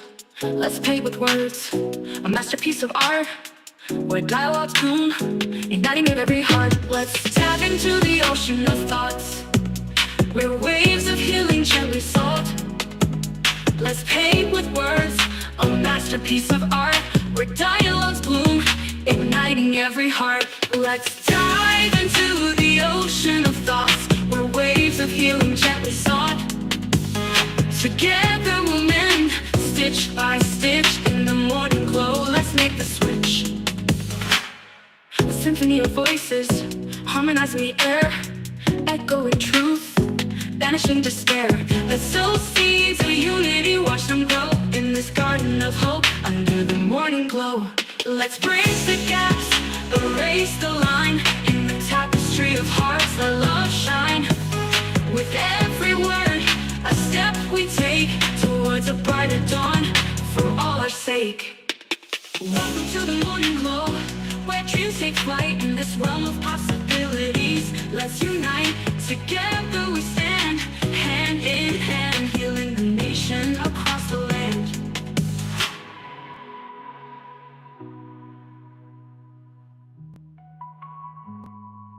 Let's dive into the ocean of thoughts, where waves of healing gently sought. Together we'll mend, stitch by stitch, in the morning glow. Let's make the switch. Let's dive into the ocean of thoughts, where waves of healing gently sought. Together we'll mend, stitch by stitch, in the morning glow. Let's make the switch. Let's symphony of voices, harmonizing